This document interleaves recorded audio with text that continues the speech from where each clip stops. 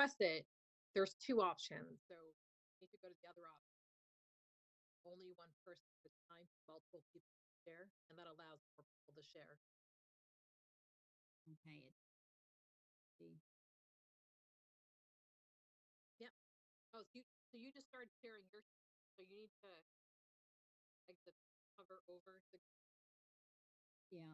and it'll give you the option. So I can't, for some reason, the computer, it just keeps like, wait. I've had to log in on my phone, which doesn't seem to let me change that setting. So we're still on your screen right now.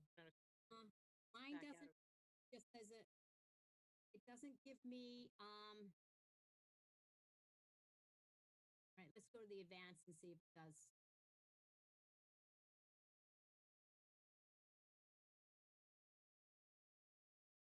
So yeah, the share, like if I remember correctly, you hover over it and it gives you two options to click on. Okay, I got this. Let me just go back to it, see. Yeah, it's mine's for some odd reason doesn't. All right, who's telling somebody else?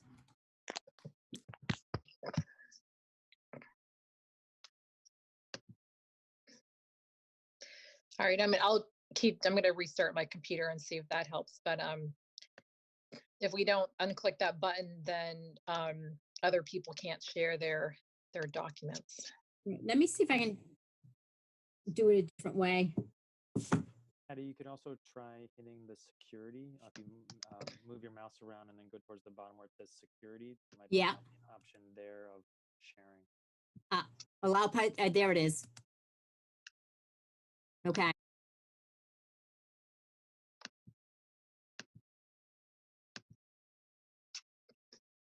Thanks, Brian. It's okay. We've been doing a lot of these lately. Yeah. I'm just hoping to get this. Well, hey, she Brian. Always finds it before I can fix it. Hard-won expertise. How are you, Brian? I'm doing well. Yeah. No complaints. Good. Looks like we've got everyone here. We ready to go? Yes. Okay. Can I, Amy, can you do me at the end of the meeting? Yep. Can you go on to and sign the documents that Pat Tassi sent you? Sure. Okay, thanks. Thanks, Patty. Good evening. Open the Monday, June 1st meeting of the Winchester Select Board. My name is Michael Betancourt. I serve as chair. Joining me this evening are Select Board members Jackie Welch, Mariano Goluboff, Amy Shapiro, and Susan Verdicchio, who serves as vice chair. Also joining us are town manager Lisa Wong, Beth Rudolph, our town engineer, Brian Zichelli, our town planner, Stacey Ward, our comptroller, and Wade Welch, our special counsel. So thank you all for coming. Just as a point of notification, our next meeting is Monday, June 8th, 2020, and that is at just prior to town meeting. We will then go right into spring town meeting from there, which will be remote. So we'll have a meeting before and then continue right to there. So Lisa, I'm not sure which, I see that Wade is here, but I know Brian also has to go, and I wasn't sure what order of business Brian was coming under. So I didn't know if we wanted to start there or. Yeah, if we could. So while we have Brian, there's a correspondence regarding the town now being certified in safe harbor that I wanted him to talk about. There's also some Waterfield lot RFP updates that we have. There's some other things that you might have questions about. And then just a very brief conversation about sort of the outdoor dining piece. And then I was thinking then Wade, we can discuss the Eversource after that.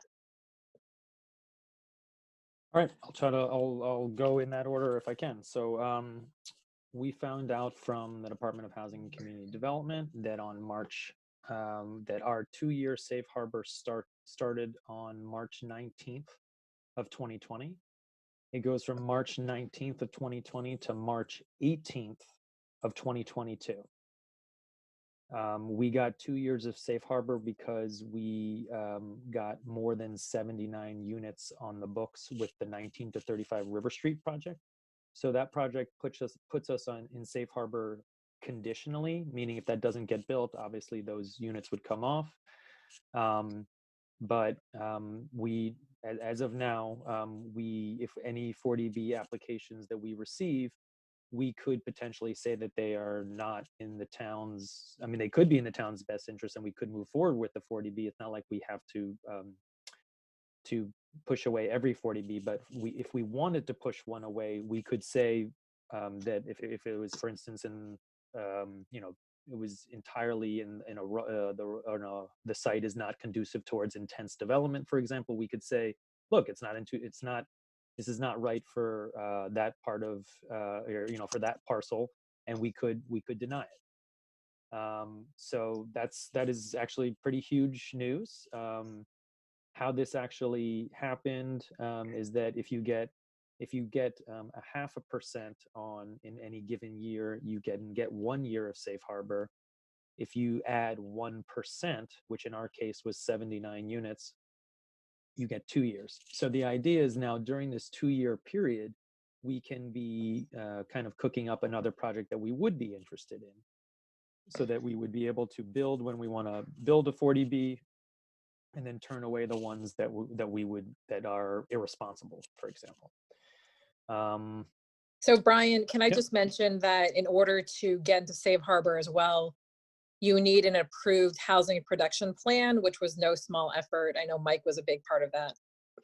Yeah, so it's actually, they don't even really call it safe harbor. They call it getting your housing production plan certified. So we actually our HPP is now certified. And as you said, Lisa, there's a lot of people that were involved in that.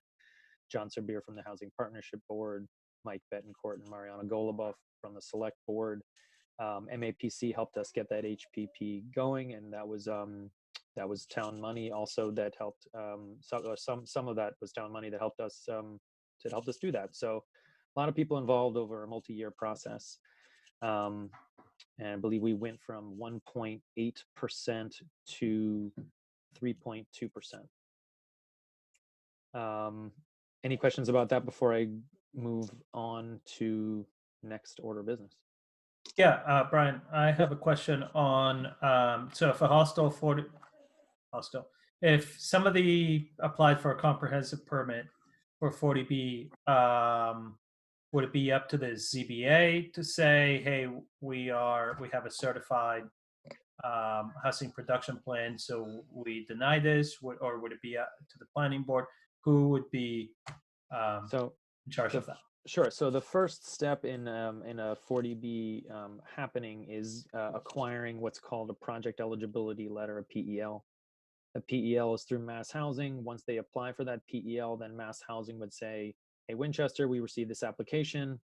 At that point, we could give comments and say what we feel about the project. And I believe it's at that point that we could go forward or not with it. So yeah, so it would be essentially that letter actually goes to the select board for when we receive a PEL application. Yeah, and so I would say, okay, I don't want to get too much into, but I mean, 3 years ago, I ran on my campaign on this, and so I'm happy that we're finally here, and I know that Mike Betancourt also had a big impact on making sure that we can get here. Moving forward,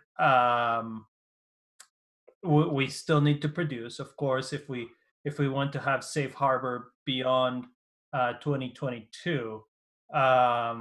So that means that we have to continue to produce affordable housing.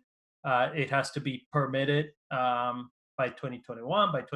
When do we need to permit new affordable housing by in order to be able to continue to control our destiny? So the way that DHCD has 30 days to really like verify that you're within safe harbor. So if any point, it's whenever the ZBA approves a project and there's no appeal, that's important. When there's no appeal, at that point, we could then talk to DHCD and say, we just got, 100 units online, and then that would extend it. Did that, I kind of answered your question, but so, Yeah, I think so. So yeah, it's basically whenever it gets permitted by ZBA and then the appeal period is over, which is the standard 20 days after the decision has been filed. If there's no appeal within that 20 days, on that 21st day, we would write a letter to DHCD saying we just permitted however many units and we're requesting further certification of our housing production plan. Yeah. And my other comment that I will say is that it's important for people to realize that we're nowhere near the 10% that is required by 40B law, that we're essentially just getting a reprieve because the 147 units produced, but that we still have a long ways to go and that it will take a long time and that we need to keep working towards making sure that there's enough affordable housing in Winchester for everybody, and that we look forward to being able to work on it from a position where we can work cooperatively with developers to come up with affordable housing that makes sense in the sites that they are, rather than just being at the mercy of wherever they want to put it. So thank you. Sure thing. The next thing I guess we can talk about is the Waterfield RFP. So there's been a group of staff and residents and people that are on boards and committees that have been developing this RFP along with the town manager. I'm just going to bring up the dates, the important dates that we're going to have to look at. So June 10th at 7:30, there's going to be a remote meeting to gain resident feedback prior to the RFP release. So this is, before we're going to release the RFP out, this is going to be, it's going to be put up on the website very soon. And then between June 10th and June 22nd, that's when there'll be time for that group to take in the comments from the meeting and incorporate any other comments. So June 10th is the meeting. That information will be up on winchester.us. So that's June 10th. Then June 22nd, the RFP will actually be released. July 15th, there'll be a question and answer session for RFP applicants.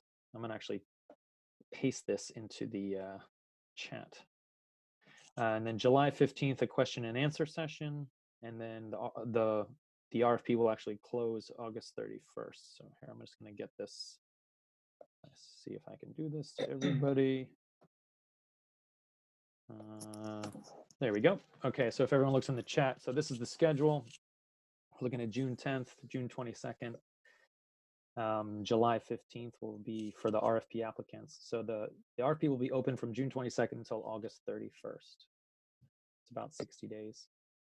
So we need to schedule a meeting for the select board before we release it to finalize it. So yeah, somewhere between the 10th and the 22nd, that would be necessary for the select board to give the okay, because it is the select board who's actually releasing this RFP. So August 31st, it closes, and then we would have interviews with any number of applicants who we feel are eligible in early September, all leading up to early November for town meeting to execute any necessary land or potentially other transactions. This is the schedule that it's taken a bit to get here, but I think, or I hope we're going to be very happy with we're certainly happy with the quality of the RFP applicants, all of them, and we look forward to see where they come back with. Any questions here? Yeah, Brian, it's Susan. I do have a question, and that is, how does this fit into the timeline with the MBTA station work? So I I hate to punt here, but I actually believe that Beth Rudolph on the call probably knows a little bit more about the timeline in relation to that. I see Beth's unmuted, so why don't you go for it there, Beth? Sure, yeah. Good evening, everybody. So the MBTA plan is to bid the project this summer. And they estimate that they'll be starting construction either late this year or early 2021, and then they'll have a 28-month construction period.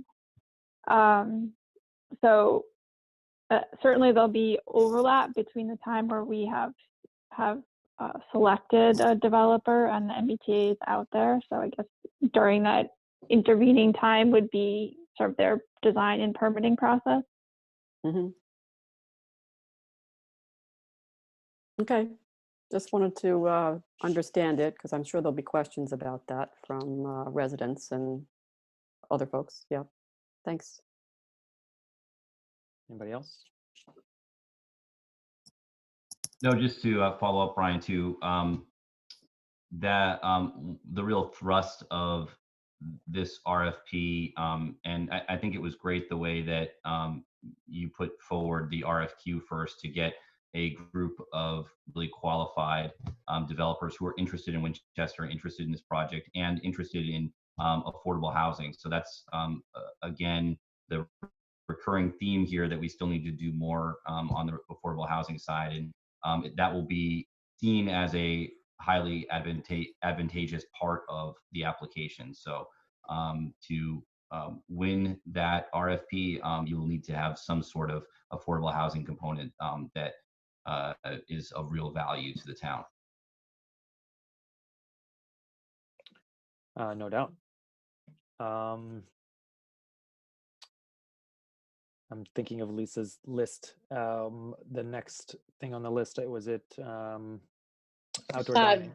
Yeah, outdoor dining. Outdoor dining. So this actually brings up a number of interesting planning related activities that have to do not just with closing streets or allowing a fast track for outdoor dining, but really the outdoor realm in general, in terms of there's a lot more people walking, there's a lot less people driving, there are many streets that cannot accommodate lots of people walking. It's either maybe there's only sidewalks on one side of the street, or the sidewalk that is there is not conducive towards a number of people walking on it. So it kind of talks about a number of things. It's obviously the center business district is certainly where most of the outdoor dining would occur, but that's not to say that we would only really be looking at outdoor dining in terms of potentially closing streets. I know that there's been a lot of talk about closing portions of Thompson Street or even portions of Main Street at times. But the idea is that this summer there's obviously a lot of construction going on, and there's a lot to coordinate here. But the main thing, without a doubt, that we are trying to figure out is how to do this safely, both in terms of not just socially distancing, but obviously, pedestrian and really it's pedestrians, cyclists, and as well as people in their cars as well. So, but I think we need to develop some guidelines relation to what types of barriers we're going to need if we actually are going to be allowing tables in the street, which we do technically allow through the outdoor dining permit, but it's a question of what types of barriers will we need. Are we going to actually put concrete jersey barriers there? Is it going to be planters? So we don't really have those guidelines. We just said basically that we've set up a review and approval process.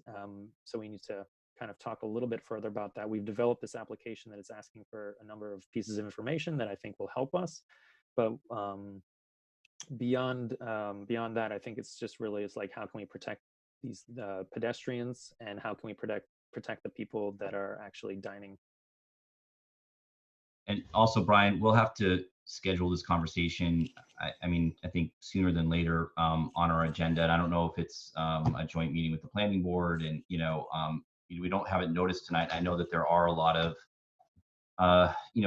businesses that have differing opinions on what to do and how it looks like. So we'll probably have to at some point soon schedule that. I don't know if that makes sense.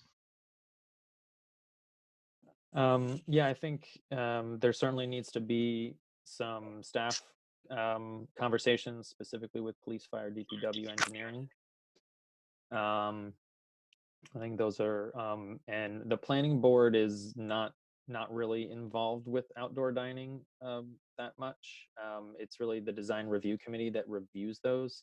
It's the planning department and the engineering department, DPW, police, and fire. So the planning board is not a granting authority, even though it's in the center business district. This is more of a license going through. Oh, and I can't believe I forgot the Board of Health. That's crazy not to think that we couldn't do outdoor dining without Board of Health, but they're actually instrumental in this. So sorry, Jen Murphy. But yeah, so the Board of Health is another very large player in this. So I think it's mostly going to be staff level, and then we're certainly going to want feedback, and we're going to have a conversation obviously with the select board about this. But yeah, that probably has to happen pretty soon, because I know that people are really struggling. Can we while we work on the specifics, maybe through the chair, if we could have a consensus of the board on having close down certain streets, Thompson Street, possibly half or all of Main Street, maybe on the weekends, from the Rotary to Converse Place, and also on maybe allowing dining as well as, and I know that this might be controversial, but our restaurants make a lot of their profit from alcohol sales as well on outdoor dining. So if we could have maybe a consensus of the board to have staff look into ways to make sure that that can be done in a safe a way as possible. The weather is beautiful. We know that 99.7% of all COVID-19 transmission is done indoors.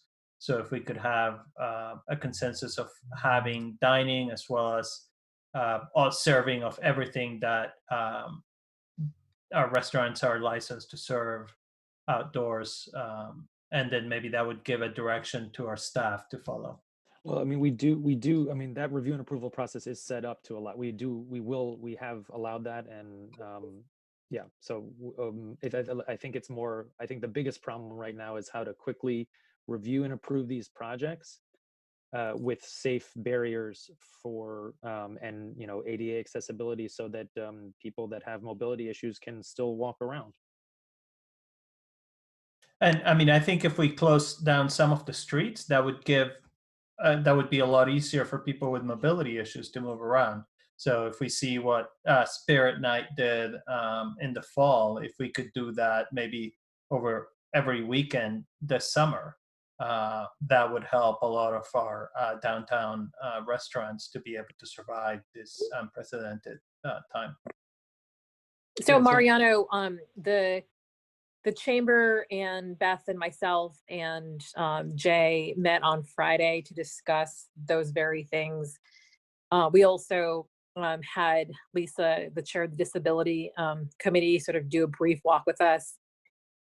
So the next steps were that the chamber sent out a survey today of businesses, asking them for their feedback on closing parts of Thompson Street, and exactly when. So I think they're looking at Thursday, Friday, Saturdays, and Sundays, or some combination thereof. So we're awaiting the results of that survey. And then on our end, we were going to develop a much more explicit outdoor dining and retail policy. When we walked the streets, it seemed as if what Black Horse Tavern is doing in terms of they're going to put the tables on the sidewalk, and then they're going to have ramps to have pedestrians go down into the spaces. That doesn't really work from a disability standpoint, especially for those who are visually impaired. So we've got Black Horse Tavern, which we've already approved. We have Lucia, which is coming down the road, and a lot of other people who are going to quickly want to do things outdoors. So there's some things that we're going to have to do sooner than later. so I'll have to work with Black Horse Tavern on something that makes sense for the Disability Commission. We're working on this outdoor dining application. I'm going to see if Lucia's can fill that out as well, because ours is sort of like a half page, and it's just basically, it doesn't ask for a lot of information and doesn't make clear what they're responsible for either. So for example, Black Horse, said to DPW, here's our schedule of when you need to drop off, stuff in order to close off the streets. And I'm like, our DPW can't twice a day go and like block off an area for every private business. So we weren't clear on that with Black Horse. So we need to be clear on that for future folks as well. So we're kind of working on that right now. We're hoping to have the new application for folks to fill out. We're hoping to publicize it. And then we're hoping to have the board look at, all this plan as a whole, including the closure of the street, including, how much sidewalk, how much spaces people are looking at, rather than trying to do it piecemeal. Yeah, I know that a lot of cities and towns around the country are closing down streets from vehicular traffic, or making it so that it's open for only emergency vehicles, and then opening up the streets for pedestrians and bicycles and local businesses, and anything that town management and town staff can do to help that. I just want to say I'm 100% in favor of that. And so, whatever you come back to the board with, as far as, we are the commissioners of the streets. So whatever you come back to us as far as street closures and helping our local businesses survive and move vehicular traffic away, so that we can have pedestrians, bicycles, and local businesses survive, I'm 100% in favor of. Great, thanks, Margaret. I think that we did, as a board, kind of have this conversation in regards to the request from Black Horse Tavern. So I think that we've kind of already directed staff to kind of pursue this and to move forward, and indicated our full support of it from the board's perspective. So my concern more at this point is just setting up a meeting to kind of close the loop and make it happen. So maybe I know next week is a busy week, but if there's a point soon that we can meet to have this conversation specifically with the Board of Health and with the Planning Board, that might be the best solution, if it's necessary. And I know, Brian, you do have to go. I know you've got another meeting that you've got to that they're waiting for you to start. So I don't know if there are any other quick questions or comments for Brian. Certainly, we appreciate all your work and being here for our meeting tonight. Anytime. Just wanted to echo that as well. Thank you, Brian. It's always a pleasure to have you, provide your input to our meetings. Thank you. Happy to do it. Yes, thank you, right, Brian. Well, if not any further questions, I'm going to go host the Historical Commission meeting. Hope everyone has a good rest of the meeting. I'm sure I'll see some of you soon. Thanks, Brian. Yep. Thanks, Bye, Brian. everyone. Okay, next, I think we've got Wade that's here waiting to discuss Eversource with us. So we'll jump down to business item 6 just to move that along, and then we'll move into the climate action plan after that. Thanks for coming in, Wade. I think, Lisa, there was an update on where we are with the Eversource. Yeah, so Wade, I didn't do the math to figure out what 120 days was after the I think the March hearing, but I'm not sure we've gotten an update since the March hearing. So I don't know if you could maybe give us a bit of a legal update first, then we can go to some of the issues.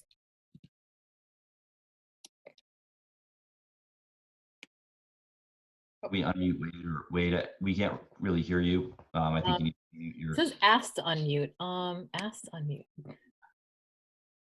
Oh, I can't automatically unmute him. Can you hear me now? Yeah, Here. there you go, Wade. Great. Am I okay now? Okay. Yep, we can hear you. Okay. As of the today's date, according to the assistant clerk at the appeals court, the decision, if in fact there's no extension under the new SJC order effective today, if that is in fact the case, the decision would be due July 27th. And that's an important date for the reasons that I'm gonna go over with you very soon. But there is a new order effective today, which expands the emergency order effective for all the courts because of COVID-19. And if that emergency order applies to the appeals court case, then you have to add 105 days to that July 27th date, because there's a stay from the period of March 18th to July 1, and none of those dates would count towards the 130 days.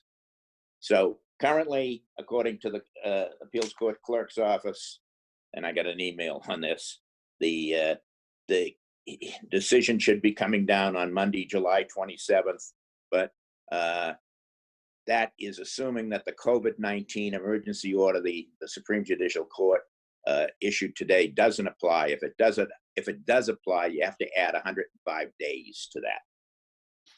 So those are your two dates. And why those dates are important, because, as you all know, our appeal actually was two separate cases. The first was the appeal of the route selected by the siting board for the Winchester 345 kV line, and they selected, the siting board selected Cross to Washington as opposed to Green Street Woburn, which it was an alternative. And, you know, the town made its arguments on March 17th. I think the arguments are legitimate, and I think that there's some likelihood of success on the arguments, and that a remand of the case to the siting board for reconsideration of the Cross Street as opposed to the Green Street Woburn route.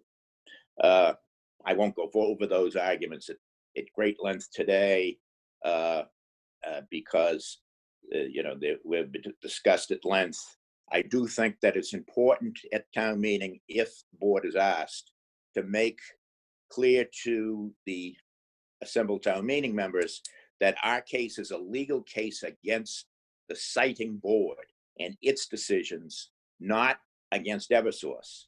And although I know that the neighbors feel that they were not treated at all well by Eversource,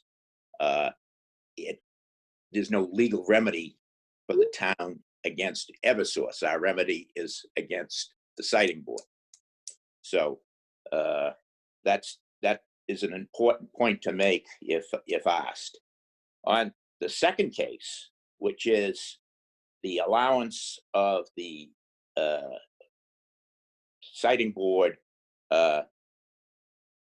to say to Eversource, notwithstanding your stay agreement with the town, which you executed on June 26th of 2018, it was perfectly permissible for you 10 days later to file for an override of the town's grant of location process, simply because Woburn had, the alderman of Woburn had denied a grant of location permit, and therefore Eversource was entitled as a matter of law to piggyback on Woburn's denial and bypass Winchester's grant of location.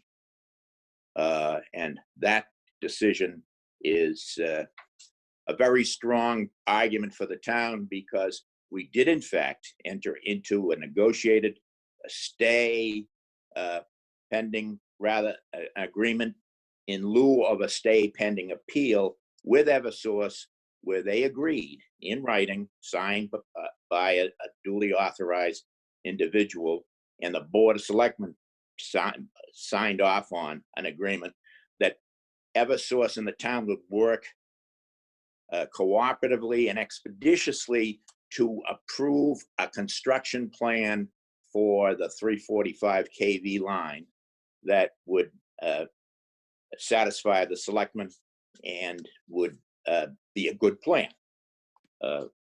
I know that Beth has briefed you and the town manager has briefed you, and I have filed the appeal and argued the appeal that the plan that Eversource presented to the town, which the town had not acted on, and which they then asked the siting board to approve, was not a constructible plan for a whole variety of reasons.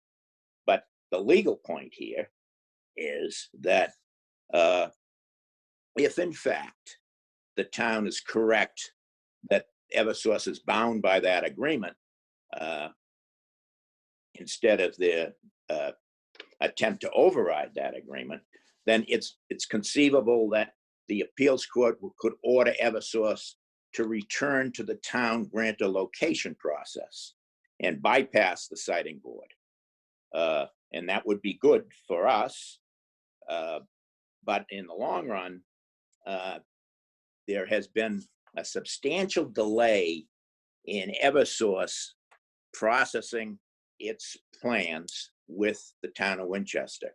I cannot give you a reason why it's taking them so long. I have been, in contact with Beth. I have been in contact with Jay. The town has used Weston and Sampson extensively to get these plans finalized, and yet we still don't have final plans that are acceptable to the town and its professional staff or to me. One of the reasons why we don't believe the plans are acceptable, very important reason, is that these plans have not been reviewed by the MWRA, and there's a main sewer line that runs up Cross Street, which impacts their construction plans. And that's, a critical fact. Also, as I know the board is well aware, because they've been before you, National Grid has a number of gas connections that go into private residences. And before these plans are finalized and approved, National Grid should be reviewing the so-called final construction plans to see what the impacts of these gas connections are or could be. I am not at all comfortable with construction taking place under our streets, and our streets being dug up with gas connections allegedly that are going to be shut down for the construction. But I'm not at all that confident about National Grid's competence in lieu of the activities of the past year or so. So my concern is that these plans are not finalized. We're still a ways away from having these plans finalized. And although it appears that Eversource is proceeding with deliberate speed, if we don't have an agreement on these plans and the decision comes down against us on the validity of these plans, we're going to be in a very sad state of affairs, because the court will have decided that the plans that they submitted in April of last year are sufficient to construct the line. So, having given you that background, my recommendation, and I have a recommendation, is that in order to make sure that we complete our part of this agreement, which Eversource and the town entered into, I believe that the Board of Selectmen should propose a further robust and expeditious discussions with Eversource to have a plan agreement prior to the court decision. I'm told that the sticking point, and this is, I was not present, but I'm told by Beth that the sticking point is apparently 2 manholes that Eversource wants to put in, one at the end of the Cross Street line from Woburn and another at the end of the Washington Street line with Woburn. I don't know why the Cross Street would be a problem, because all they would have to do is move it back, I don't know, 30 feet to line up with the railroad right away, so they could use that manhole if the town prevails on the Green Street argument. I'm not clear on the reason that we're having problems with Eversource moving the Woburn manhole at the end of the Woburn line construction. But I think we need to have more discussions and details of why this is becoming a big sticking point, in view of the fact that we really need a good set of plans. And I strongly suggest that we proceed and with Beth and Jay to have a serious sit down, including council, so we can iron this point out. So that's my report. Thank you, Mr. Chair. Mike, Questions? can we ask a follow-up now, or do you want to go in a specific order? Go ahead. Okay. Wade, thank you so much for that presentation. Thank you for all your efforts on behalf of the town.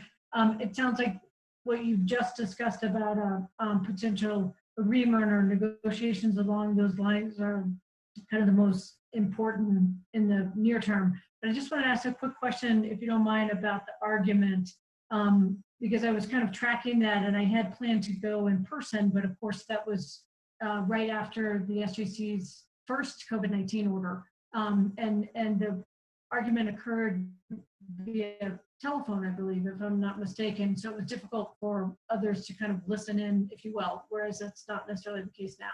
But I was just kind of curious, just in like 30 seconds or less, if you don't mind, kind of what you thought of the opposing counsel's arguments and the kind of questioning you may have received. First of all, I ordered a transcript, and I have the transcript. The court has said that they don't like the transcript, and then told the court stenographer, not I didn't hire him, they did, that the transcript doesn't indicate what judges were asking the questions. So they don't consider it an official transcript. My argument, I started out, of course, my lead argument on environmental justice was that the policy of the siting board and EOEA didn't apply because it was beyond the powers of EOEA or the siting board to have such a policy in lieu of the Declaration of Rights of the Commonwealth of Massachusetts. And it would be impossible to understand how the Secretary of EOEA could write a policy to bind the siting board before it even began its hearings. Now, there was a lot of discussion and questions of that, like 13 minutes worth. It was all equal protection. They were trying to pin me down. One judge was trying to pin me down on what in my mind was the triggering mechanism if it wasn't the EIR decision of the Secretary of Energy and Environmental Affairs.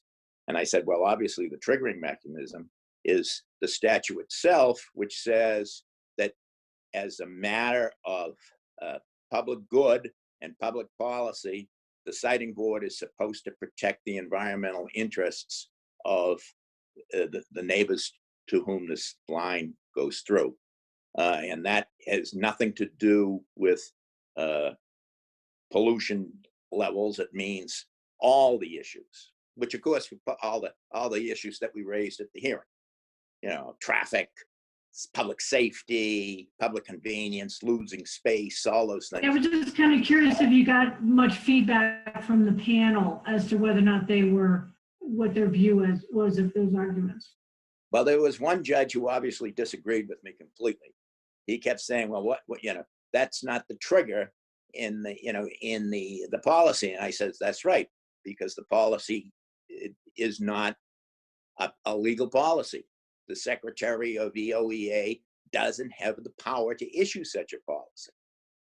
And, the rights of the people stem from a more broad view of environmental justice than just this policy from the Secretary of EOEA. Then that led to a line of questions. Well, what kind of rights are you talking about? And I said, well, loss of space, future space, possible MF, magnetic frequencies being, causing medical harm. And so that went on. And I had one judge who, and unfortunately they're unnamed, but one judge who was interested in the MF issue, the magnetic frequency issue. He thought it made sense that since this was a new technology and there was no definitive tests on how the MF could affect the houses close to the line, even though they were underground, that it might be a rational argument. At any rate, I have a transcript, and I'll be happy to share it with the board. It's a public document. But since the board, since the court said it wasn't an appropriate transcript because they weren't identified in their questioning, that would be so. Thank you, Wade. I appreciate it. So Thank that's my plea. We need to send them a long and clear message to Eversource that we want a set of plans. And if they're going to act in good faith and expeditiously, we should have these plans before the court decision comes down. This is Beth. Yes. Can I just provide an update on where we are with the discussions on the plans? Yes, please, Beth. Sure. So we received a revised set of plans. We've gone back and forth with Eversource several times over the past year. We received a revised set of plans maybe late January, early February. We had a meeting with them in March, right before everything kind of devolved, so to speak. And then we were able to put our comments together and we sent it to them towards the end of April. So we're waiting for them to come back to us with some comments. But those comments include, as Wade said, some of the recommendations that have been made by Weston Sampson with some very technical recommendations about how we deal with working around our water, sewer, and drain lines. So we're kind of in a waiting game to get a revised set of plans back from Eversource at this point. Thanks, Beth. Other questions? Wade, you kind of need some direction from us at this point. Well, Mr. Chairman, it may be that you'd want to discuss this and then come back with our direction to me on my recommendation. Okay. Because I really don't want the time to expire and for Beth and us and the townspeople and Jay to be stuck with a terrible set of plans just because the siting board has made a decision and we're out of time. Other questions for Wade or Beth on Eversource, Yeah. right? Yes, it's Susan. I guess we're at a point now, Beth, that you have been negotiating and working with Eversource, and it's just sort of they're not getting back to you, and something needs to be done to move things along. Is that what you're saying? That's not what I'm saying. I think it's just been, it's a slow process, right? So the back and forth that we have with Eversource, and some of it certainly this time took us a little bit longer to respond than happened in the past, just because the 115 project was starting, and we had obviously DPW had a lot of other things going on with the COVID-19 response. Yeah. I think the point that Wade's trying to make is that and I believe they've had a conversation with Lisa, is that Eversource is looking for a decision about the 2 manholes that they've requested to to sort of construct out of turn, right? So they're looking, they have a contractor on board to do the construction in Woburn and Stoneham, and they've asked the town of Winchester for permission to install 2 manholes.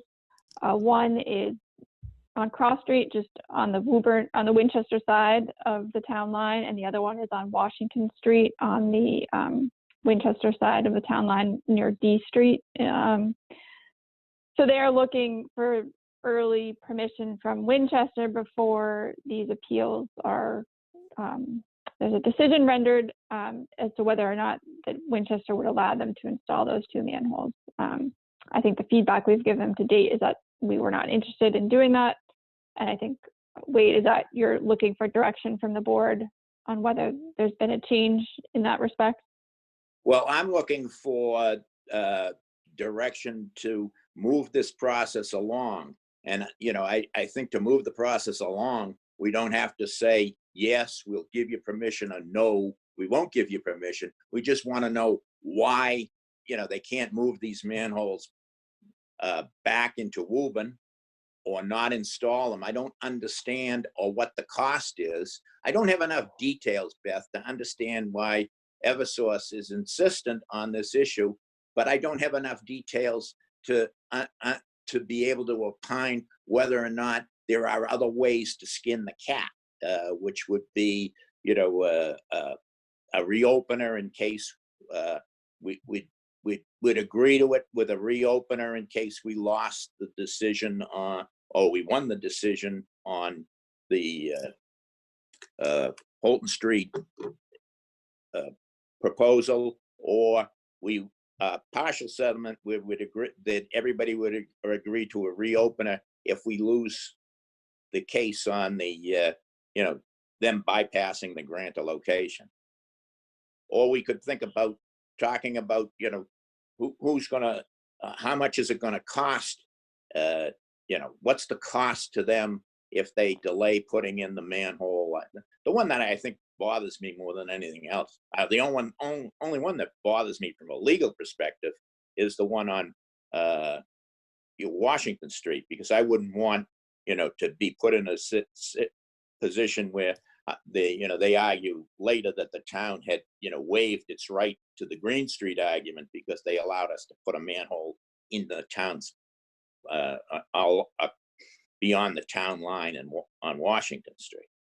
I mean, the Cross Street one, I don't see why they can't just move it back so it lines up with my railroad right away, the 5,000 feet that I want them to use to get to Green Street.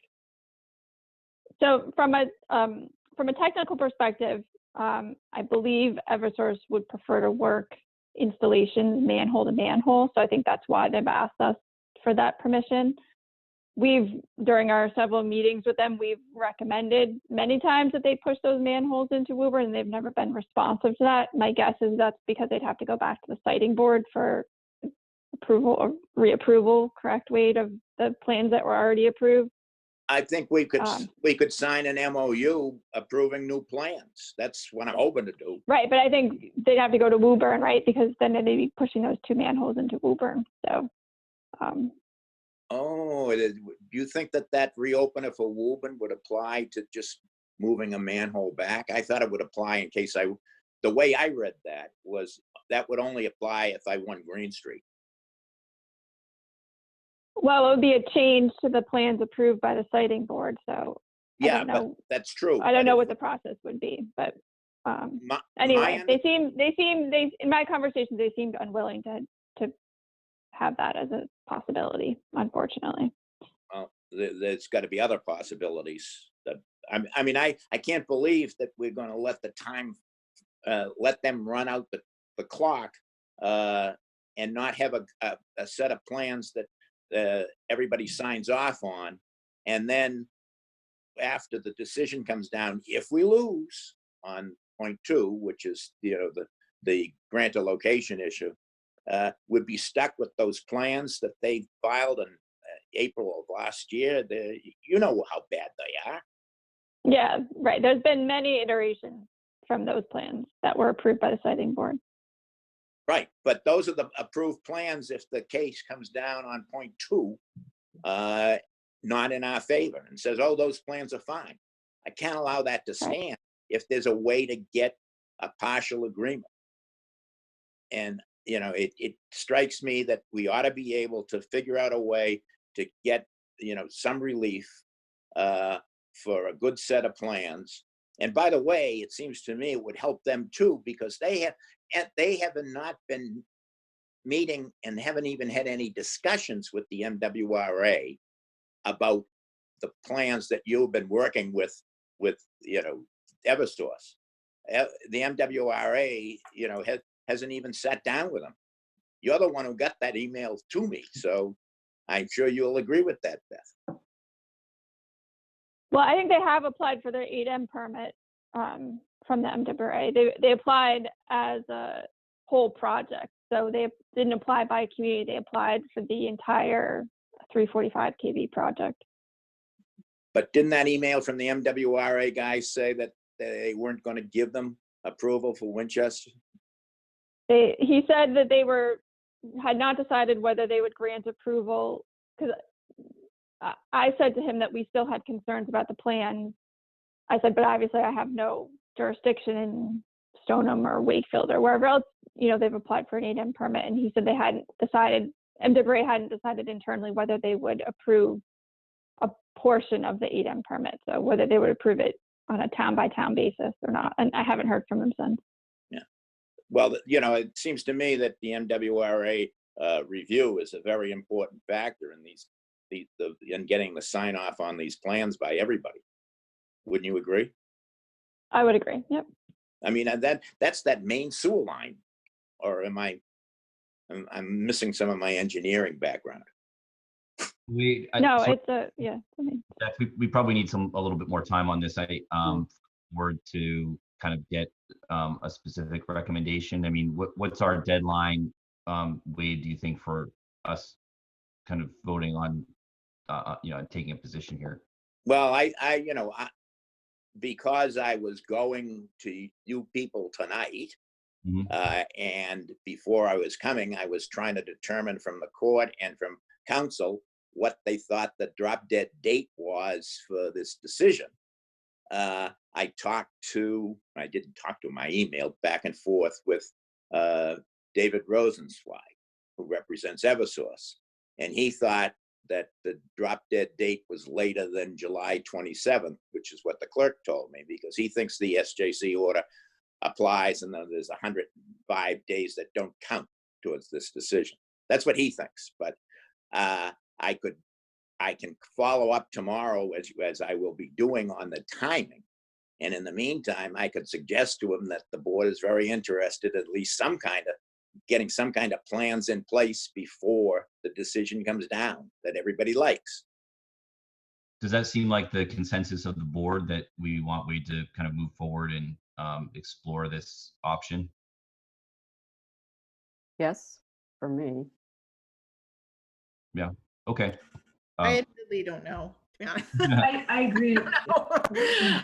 I wish, yeah, I don't know. Yeah, I guess so. I think it seems like this has been going on for so long, and it's way before my time even. So I just, I mean, I think if Wade thinks that that's the best action at this point, I'm in support, but, you know, would love to find a way to have a really good set of plans, have Beth happy, and move forward. So with whatever happens, but anyway. Good set of plans no matter what. That's what I'm recommending. Whether we win or lose, we'll have a good set of plans in place before. Yeah, and in fact,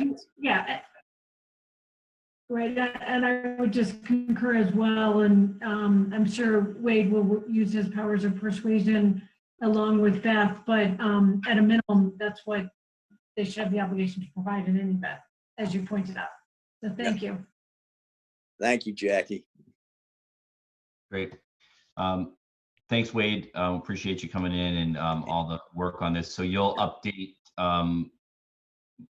Lisa, I guess, and we'll try to come up with something on our next agenda. Yeah. Would you want a little memo from me on where the appeal is for town meeting? I don't think that we will need it for town meeting just because Okay. we're really trimming down as much as possible. So we're not even doing any presentations on Article 1. So, you know, it's certainly if, you know, something could be submitted, but I don't think it's necessary at this point. No. I was only asking just in Yeah. case, because I don't think this is on the radar screen for, you know, town meeting right now. No. Even if it's July 27th, that's, you know, ages and ages as far as town meeting is concerned. Right. And if it's 105 days later, we're in into the fall. Right. No, that's true. That's true. Well, I think if you can update the town manager on kind of where things are at and when to get on our agenda next, where you needed more formal direction from us, Right. I think that helps. But seems to be that we're in agreement that it's worth exploring Yeah. some plans. I'll make a light touch with Mr. Rosenzweig and Mr. Kohler tomorrow. They were fairly responsive on my last light touch about Pickering Street and Border Street. So Okay, great. thank you, Mr. Chairman. Thank you, members of the board. Thanks, Wade. Wade. Appreciate it. Thank Um, you. Thank you, Wade. And Thank you, Lisa. I just realized we've got that the comptroller's been Stacy Ward's been waiting for us too. So Stacy, could you update us just kind of quickly on where things are at?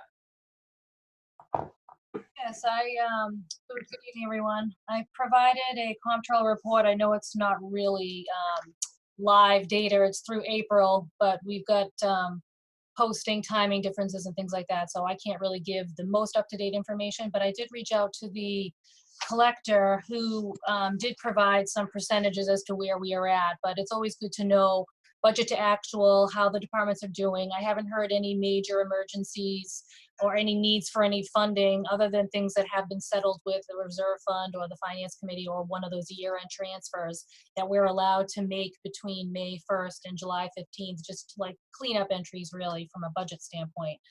But according to what the collector provided, it looks as though we're in the 90 percentile for the real estate and personal property commitments that went out and are due June 1st. So hopefully with the June 1st due date, we'll have a pretty big influx of cash or a pretty decent revenue number coming in this week that we'll be able to figure out where we're at with the last commitment. I know that because the interest and penalties have been waived through June 30th. Some people may take that opportunity and not pay them until June 30th and think of that as the real deadline, but I think most people are adhering to the June 1st date. So as far as real estate and personal property, we're getting pretty close to the commitment, which is pretty good news.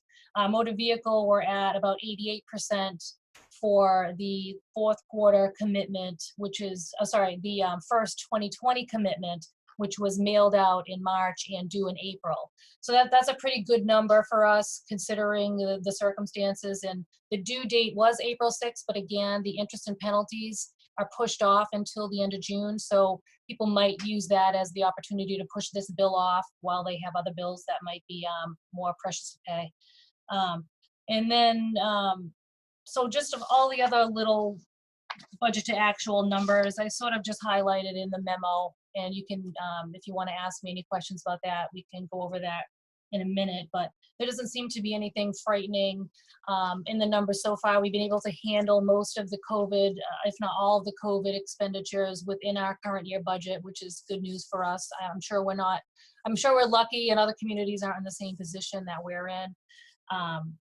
But as far as the water and sewer piece, I did get an update on where the fourth quarter billing was at, and we're at close to 70%, and that's not due until the end of June. So that's a pretty good number for collections with the financial situation that people might be dealing with in their personal finances. So I think with looking at how we're going to be doing over the next month, obviously we're in June already, I can't believe it, but we'll see how the bills are coming in and how collections are going. And we've been freezing the expenditures a bit, just only purchasing essential and needed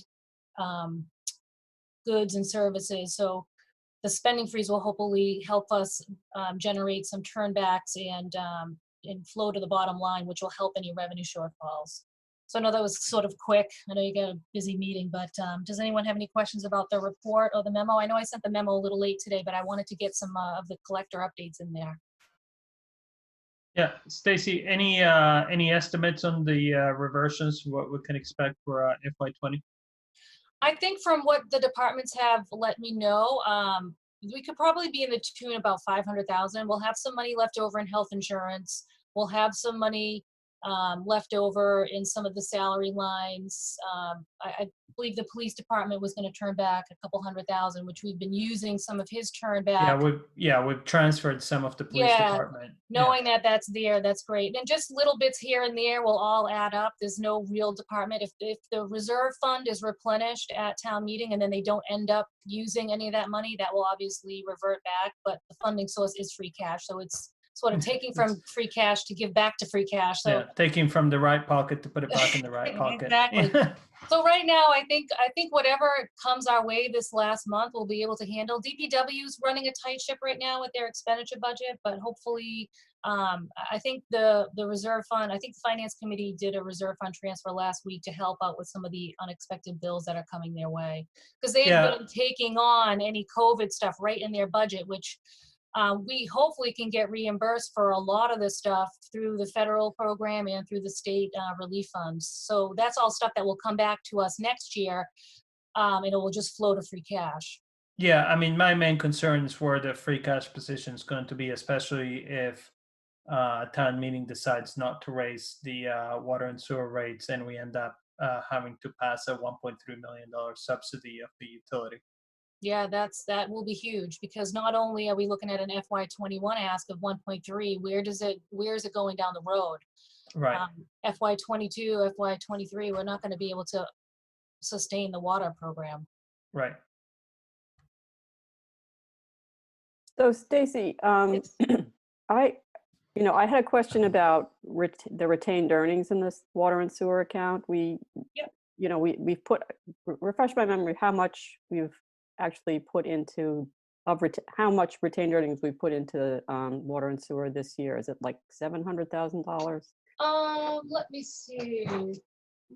The retained earnings was certified at about $1 million last year, and I think we voted a couple 100,000, leaving 700. I could be wrong, but I think it's leaving 700 available. So with that said, we have about a $500,000. We anticipate a $500,000 revenue deficit. So that $700,000 is going to be eaten up pretty quickly to fund that deficit if we don't have any expenditure turnbacks. Now, we might have some expenditure turnbacks. They've been cutting down on what they can spend, but some things you can't really avoid paying. So if we have a combination of expenditure turnbacks, the retained earnings, hopefully it will cover the revenue problem. But we are using, I think, 205,000 of that 700 to fund the MS4 permit program phase 3, I believe it is, of that program. So off the top of that 700, we're leaving the 5. So we're not funding any operations in FY21 with retained earnings currently. Right, and that's why the possible subsidy is so high. We just are saying, let's leave whatever minuscule amount is in retained earnings there, and just for simplicity, subsidize the whole amount, the $1.3 million from free cash. It's a lot cleaner to explain, okay, because the retained earnings, we're not really sure where it's going to end when FY20 closes. So rather than playing a guessing game for that and the rates, we figure we just keep it simple with the 1.3 from free cash. We don't want to do that, but I think that's really our only option at this point to present a balanced budget to town meeting. And then the retained earnings are going to be very low. Yes. Right. Yep. And you mentioned that's just next year. What do we do down the road? Right. We can't keep doing this. You mentioned the COVID reimbursement, so that would come back into the general fund. Yeah, if we expend all the money out of our FY20 budget right now, and we don't know if the federal government's going to give us a certain amount of reimbursements when we close the books, we basically just have to eat it. And then in FY21, since it's a new fiscal year, if we get federal money, it will go right into the general fund as a federal reimbursement. because of the timing, if we had another 6 months of our fiscal year and could really work out what we're gonna submit and what we might get, we'd be able to actually reclassify those costs right now, but there are too many unknowns. So since we can take the hit in our current year budget so far, we're gonna do it that way, just take the hit, pay the bills, do what we need to do, and then whatever we get from the federal government is gonna be free money. Well, surplus, I should say, not really free. I'm sure we're paying for it eventually. But yeah, but it's not immediately going towards like the DPW budget either. Right, exactly. Okay. Yep. And then I should know this, but not that we have any retained earnings up, but does the retained earnings affect our that reserve percentage that we're supposed to keep at a certain level? No, that reserve is for the general fund. We don't Right. really have a policy for the water and sewer enterprise reserve or the recreation reserve, but there's always been comments about keeping this reserve higher than what our general fund reserve is, just because of consumption issues and the fact that it's so driven by the usage that we want to make sure that our reserves can handle a year that's a really bad year. Yeah. And I think it's been, the DOR, I believe, and even Mark Abrahams, the consultant's always like 15 to 20%. And we all balk at that. I'm like, that's a high reserve, but we sort of understand why, because of the consumption is so volatile at times. So, and that's then my last question is, so if if Article 6 does not pass and we are using that $1.3 million free cash to cover that gap, what would that do to our reserve percentage? I think it brings it down about 2 percentage points. If it's, I believe, I don't really have that calculation in front of me. I can provide the calculation that's been updated with the latest forecast to see what that does, but I think it brought it down to about 9% or 9.5% from, I think it was calculated before that 1.3 at like 11. So I could be wrong with the numbers. So rather than me giving you any incorrect data, I'll send you something for your next meeting. Okay.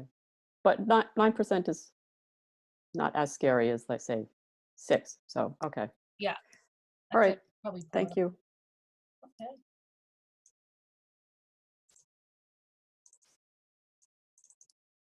Any other questions for Stacy? Thank you so much for Stacy for sticking around. Appreciate it. No problem. If you guys have any questions, just let me know. You know where to find me. Great. Thanks. Thank you. And now back to the top of our agenda, and I want to say thank you to the climate action team, everyone that's been patiently waiting for us. Sometimes our business can tie us up.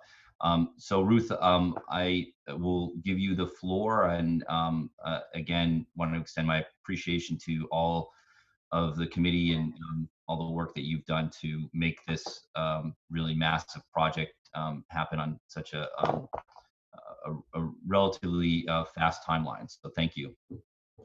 Thank you, Mike. And yes, good evening to everyone. My name is Ruth Tormarkey. I'm the co-chair of the Climate Action Plan Committee and chair of the Climate Action Advisory Committee.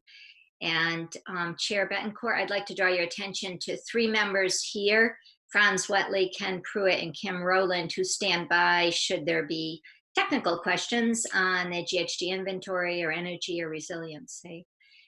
I'd also like to let members of the public know where you can actually find the plan. So we will be uploading the actual climate action plan and the 4-page executive summary to the town website sometime this week. It'll be on the climate page and likely also the town manager's page. So thank you. Ken Pruitt is sharing the screen here.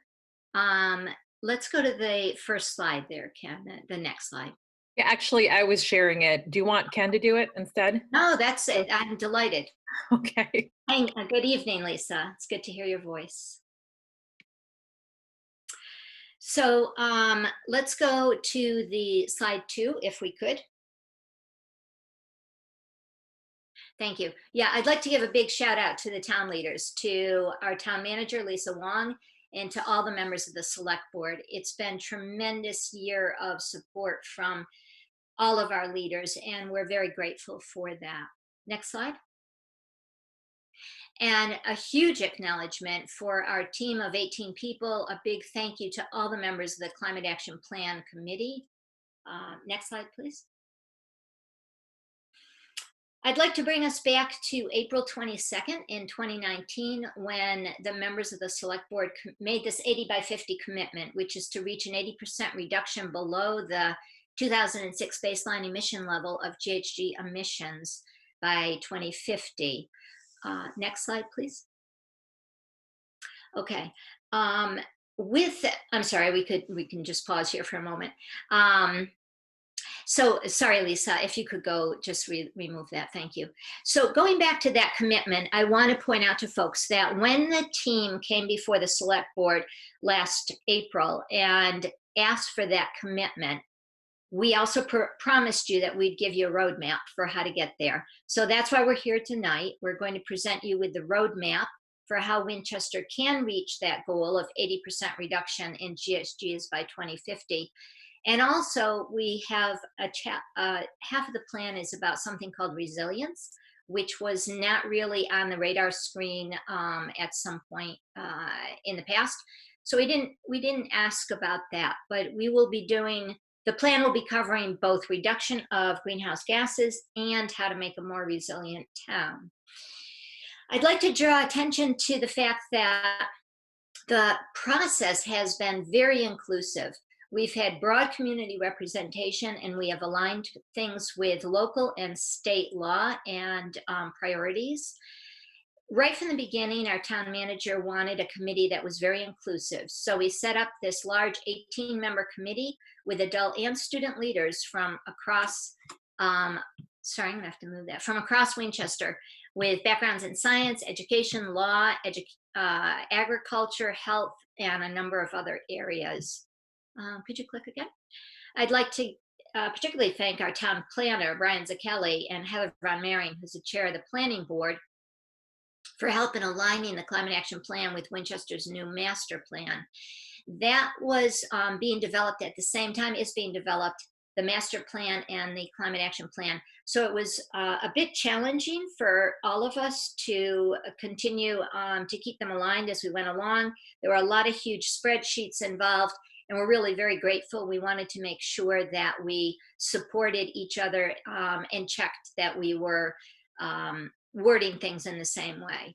I also want to let the board know that there were a large number of regional organizations and colleagues that helped us with vetted information and with offers for future collaborations. That is going to be important when we implement the plan, because it is very clear that we need regional partners in order to deal with climate change. Winchester is not an island. There are a number of very discrete issues that definitely cross our borders that have to do with climate. Everyone's well familiar with the Aberjona, which is not a body of water held within Winchester, but a river that runs through it. In addition to water, we've got air that flows right across our borders, carrying mosquitoes and ticks and other health issues. When we have a heat crisis in Winchester, it may very well be that the best cooling center is going to be outside of Winchester, a regional cooling center. Our transportation issues, yes, we certainly want to encourage a more walkable, bikeable town and to have internal transportation, but transportation is definitely a regional issue that we'll be advocating for. And trash management is certainly something that we don't process our solid waste here in Winchester, so we'll be looking to the state, and we may be looking for regional partners there. So all of the work that we've been doing in the past 14 months, a great deal of it has revolved around networking and laying the groundwork for the implementation of the plan. The plan itself is only 64 pages, including pictures at the front and the back. But the work, the distillation that went into this and the vetting of the information is really important. I'd like to thank Jason Lewis, Senator Jason Lewis, and our representative Michael Day, who are very helpful in helping us align things at the state level.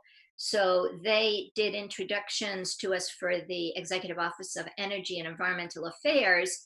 And we actually were able to get Katie Theoharides, the Massachusetts Secretary of EEA, to come here and give a talk in town. And there were many meetings, about 6 meetings held by her office in a retreat, all of which I attended and some others attended here.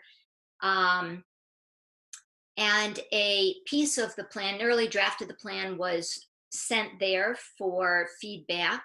We also reached out to DEP and DOER, the Department of Environmental Protection and Energy Resources, different offices, for help in making sure that what we were recommending in our solid waste management and in our buildings and energy sections were also aligned with what the state is doing.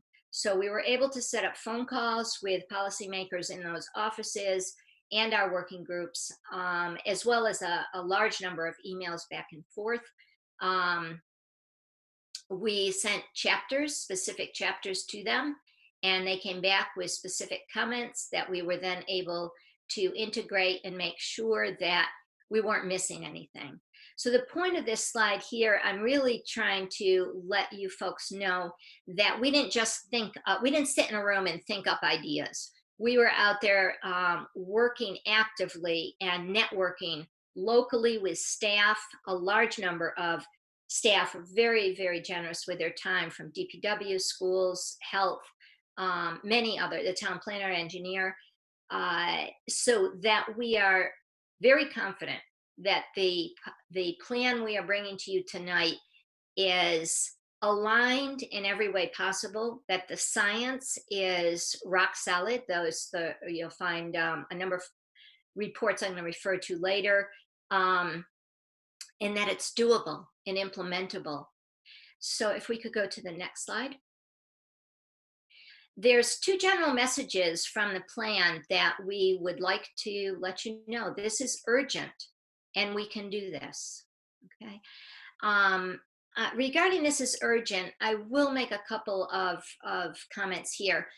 In the end of 2018, 2 reports came out. The IPCC, which is the Intergovernmental Panel on Climate Change, and the NCA4, the National Climate Assessment, the 4th one in the Northeast chapter of that, really took the world by surprise in some level. Many people who have been involved in climate change for decades were not quite as surprised, but the message that came out of those 2 plans, reports rather, is that we need to deal with climate change in a very urgent fashion.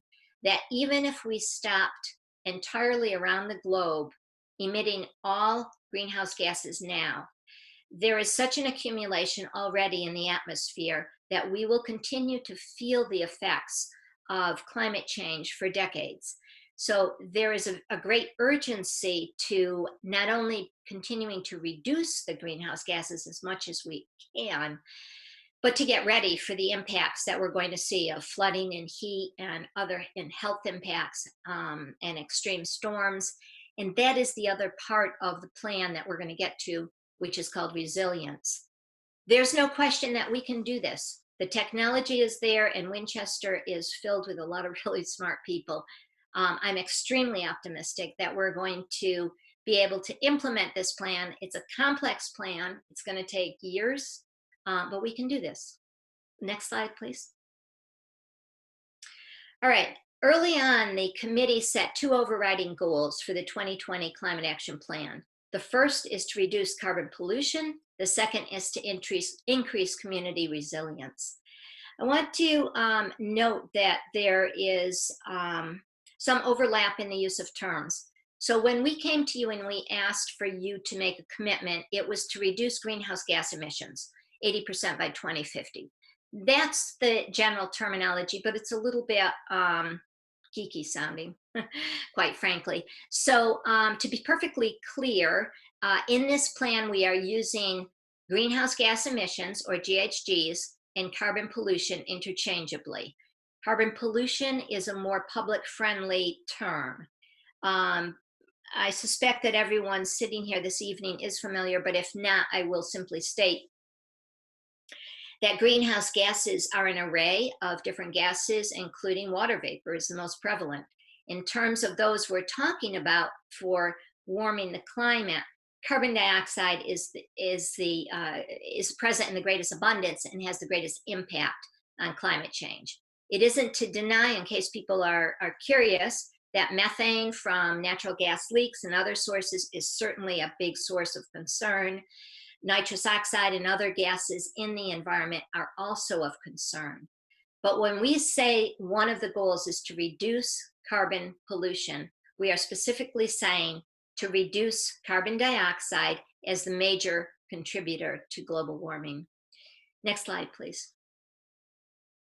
Okay, regarding reducing carbon pollution, we have identified 4 big areas: energy, buildings, transportation, and solid waste as accessible areas in Winchester and needed areas to look to reduce carbon pollution. Regarding energy, we'll mostly be looking at increasing the supply of carbon-free electricity. This is sometimes called greening the grid. What we're talking about is things like wind power that we have here in Winchester.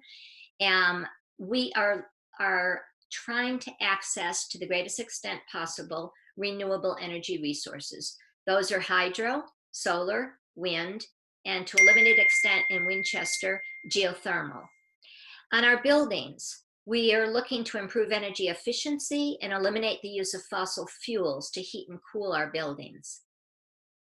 On transportation, we're looking to reduce vehicle miles traveled and to transition to electrical vehicles for those miles we do have to travel. Let me state here that buildings and transportation collectively account for 99% of GHG emissions in Winchester.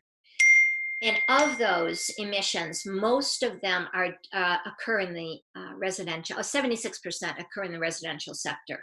So we as residents are responsible for most of the carbon pollution in Winchester, and most of our carbon pollution is due to the way we heat and cool our homes and how we get around. The last area we looked at is solid waste. It only accounts for 0.4% of GHG emissions in this town. And that's fairly typical. It's consistent with the same numbers we've found over the past decade. It's always been below 1%.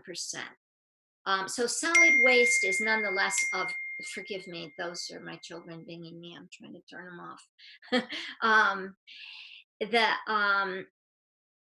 It is important, however, because apart from the solid waste GHGs, there are other reasons to be concerned about solid waste. And that's explored a little bit more fully in the CAP. We don't need to belabor it here, but I'm happy to answer questions about that point or any others. Let's go to the next slide if we could. On reducing community resilience, again, there's 4 big areas. We want to reduce health and safety risks and that is health and safety risks related to climate change, of course. So we're talking about public health campaigns regarding heat, climate impacted diseases, flooding, extreme storms, and so forth. I'll note that Cambridge just received a grant, I think it's for $30,000 for public health campaigns, designing flyers around, strictly around heat, just getting the message out to the public about heat for this coming summer and how best to cope with it. So it is of great concern, obviously, to a large number of people across the state, across the planet. We want to integrate resiliency into the daily operations of the town government. That's going to start, we hope, with the hiring of a sustainability director. I'd like to note that climate change is really an interdisciplinary field, that it is interdepartmental.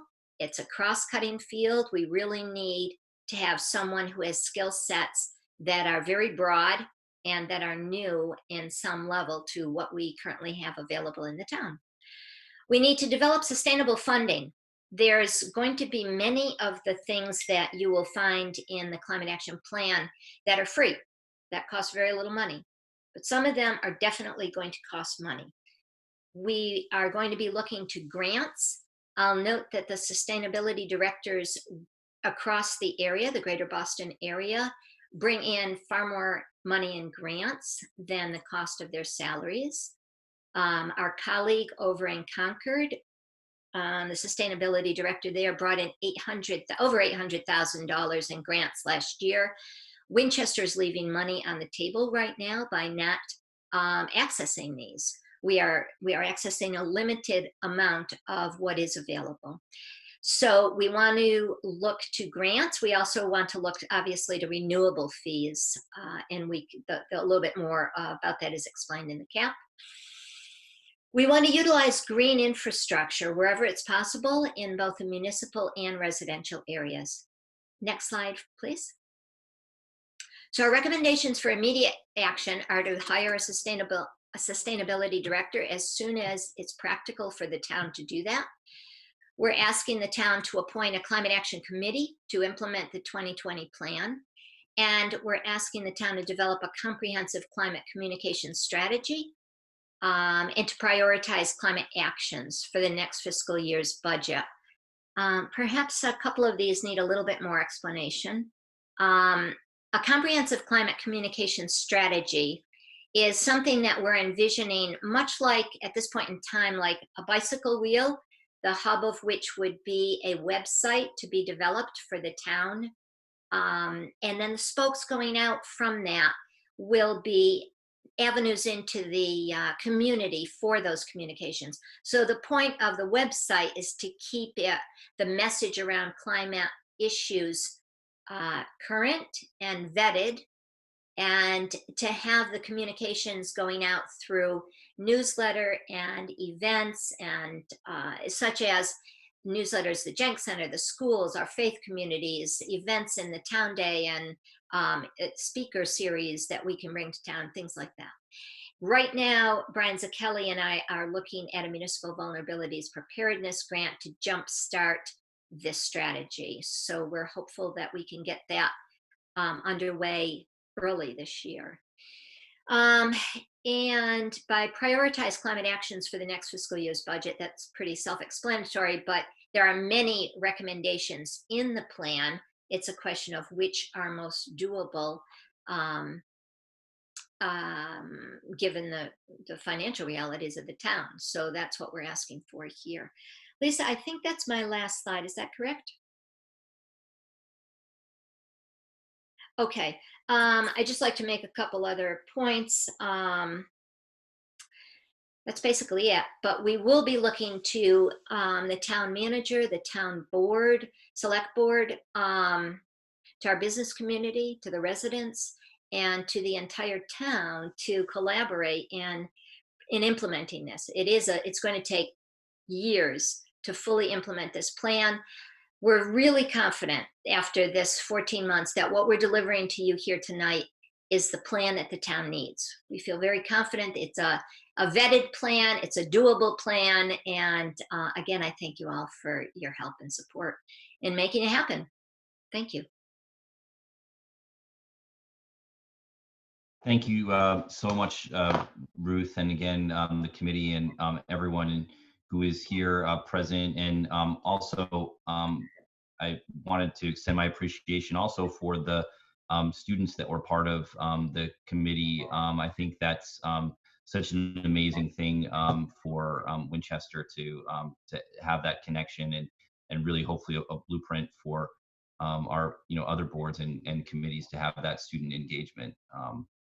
Absolutely. Thank you, Mike. Yes, we've had 4 students involved in the past 2 years with the climate team, and everyone has been superb. Are there questions from the select board? I just wanted to follow up on what our chairman just said about the student involvement, because as you know so well, this is multi-generational. So that's another wonderful aspect of the group that you have working so industriously on this. And thank you for assisting in the details of this plan, the presentation, which was so professionally presented this evening, and also for all of the detail and thought that's been put forward to take a like a mission statement essentially, or like, and then to come up with the components of how that's going to actually be able to happen. So all of your efforts and those of your, wonderful committee and group, all those involved, it's greatly appreciated by the town. Thank you. Thank you. And yes, indeed, a big committee and a lot of effort by many, many people. Thank you, Jackie. Yeah, Ruth, this is me. Oh, sorry, Mariano. I just quickly wanted to say that, when I decided to run for select board, climate change and leaving our community better than we found it for our kids was really important to me. And obviously climate change was a huge part of that. And I just wanted to, the work that you all have done on this has been incredible. And I really want to thank you as a newbie to the board for how you've kept me kind of posted on your progress. And asked really good questions of me and allowed me to ask questions of you, good, probably not good, to just help me understand, the work that you all are doing. And it's such critical work as we look forward to our kids' future, which is again why I wanted to run for select board. So I just wanted to thank you again for everything you're doing and look forward to supporting your efforts over the next few years as you look to implement this. Terrific. Thank you so much, Amy. Good to see you. Yeah, Ruth, thank you so much for your presentation. And I echo what Amy just said. I think looking forward, 30, 50 years in the future, we will be judged by the actions that we took on climate change, because there is no question that this is the biggest challenge that our generation faces. And I understand that budget constraints right now say that we can't hire a sustainability director. It is what it is. I think that we will find out fairly soon in the next few years that that was a mistake. The climate change is coming, whether we like it or not. The need to address the effects is coming, whether we like it or not. We will have to deal with the flooding. We will have to deal with the higher temperatures. We will have to deal with the differences that it makes with insects, with trees, with everything, whether we like it or not. So thank you to you and to everybody who's worked on this to bring it to the forefront. And I hope that once we're past the current emergency with COVID-19, that we can get back to looking into the future and addressing these issues. Thank you, Mariano. And if I may comment just briefly, yes, a sustainability director is going to be absolutely key to integrating this work and guiding this work. Until such time as that happens, the Climate Action Committee can certainly be making inroads into the plan. And we have, in fact, already with Brian Zacchelli begun the work on an MVP grant, which will work on the communications piece. In addition, there was a meeting with the Conservation Commission and the Planning Board last week, and one of the recommendations in the resiliency section of the CAP, which calls for a tree preservation bylaw, that is being explored by those two bodies now. So we are not sitting around twiddling our thumbs waiting till COVID abates, or we will not get anywhere, because COVID is definitely something we all need to contend with. We need to plan our future around that reality. But again, I think one of the major things we've all learned from the pandemic is that advanced planning reduces risk. And I appreciate your strong support, Mariano, for giving us the resources we're going to need to fully implement the plan. And I just want to reassure you that we will do all that we can as a volunteer group until and working with you all to implement what we can. So thank you.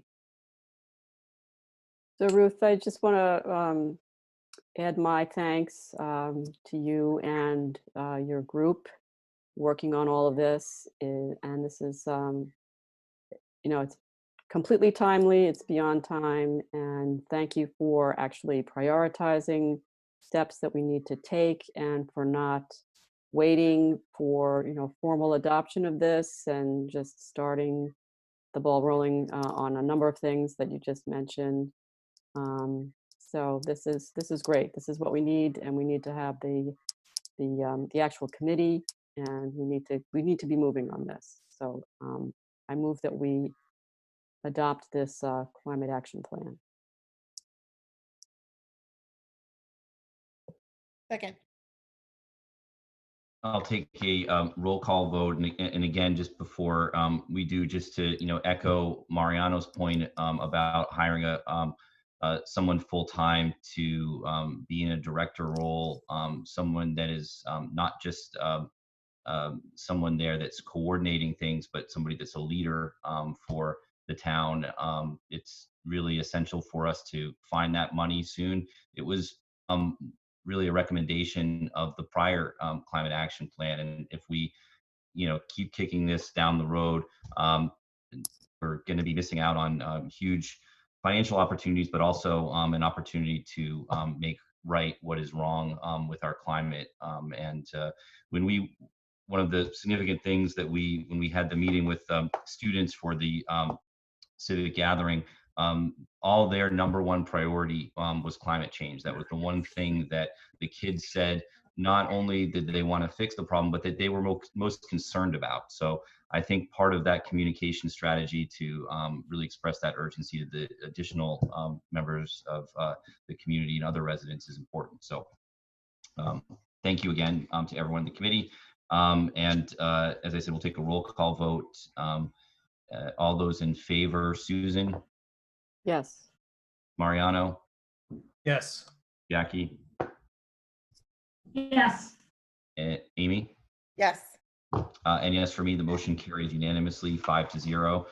Thank you again to everyone on the committee, and we look forward to hearing about the next steps and seeing some new folks that come into the implementation side, because you may have already burned out everybody that's already on the committee now. So and again, we really appreciate all your work. Thank you so much. Yes, we'll definitely take a break, at least this weekend. Thank you all so very much. Most appreciate it. Take care. Thanks, Ruth. Yeah, bye.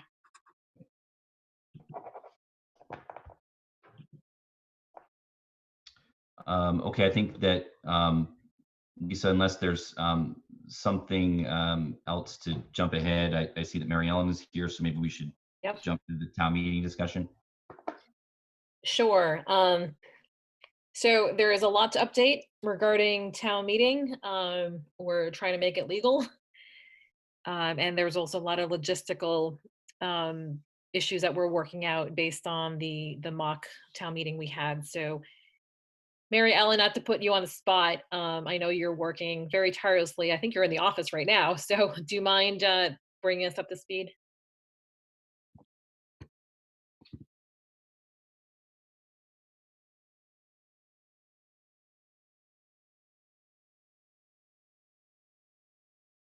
Let me see. She's speaking. She's muted, I think.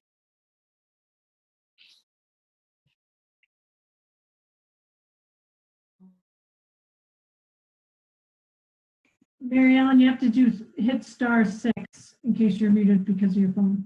Let me try. Oh, thank you. Oh, there we go. Hi, can you hear me now? Okay, because I'm at the office, but the computer doesn't have the module there. Okay, so can you hear me?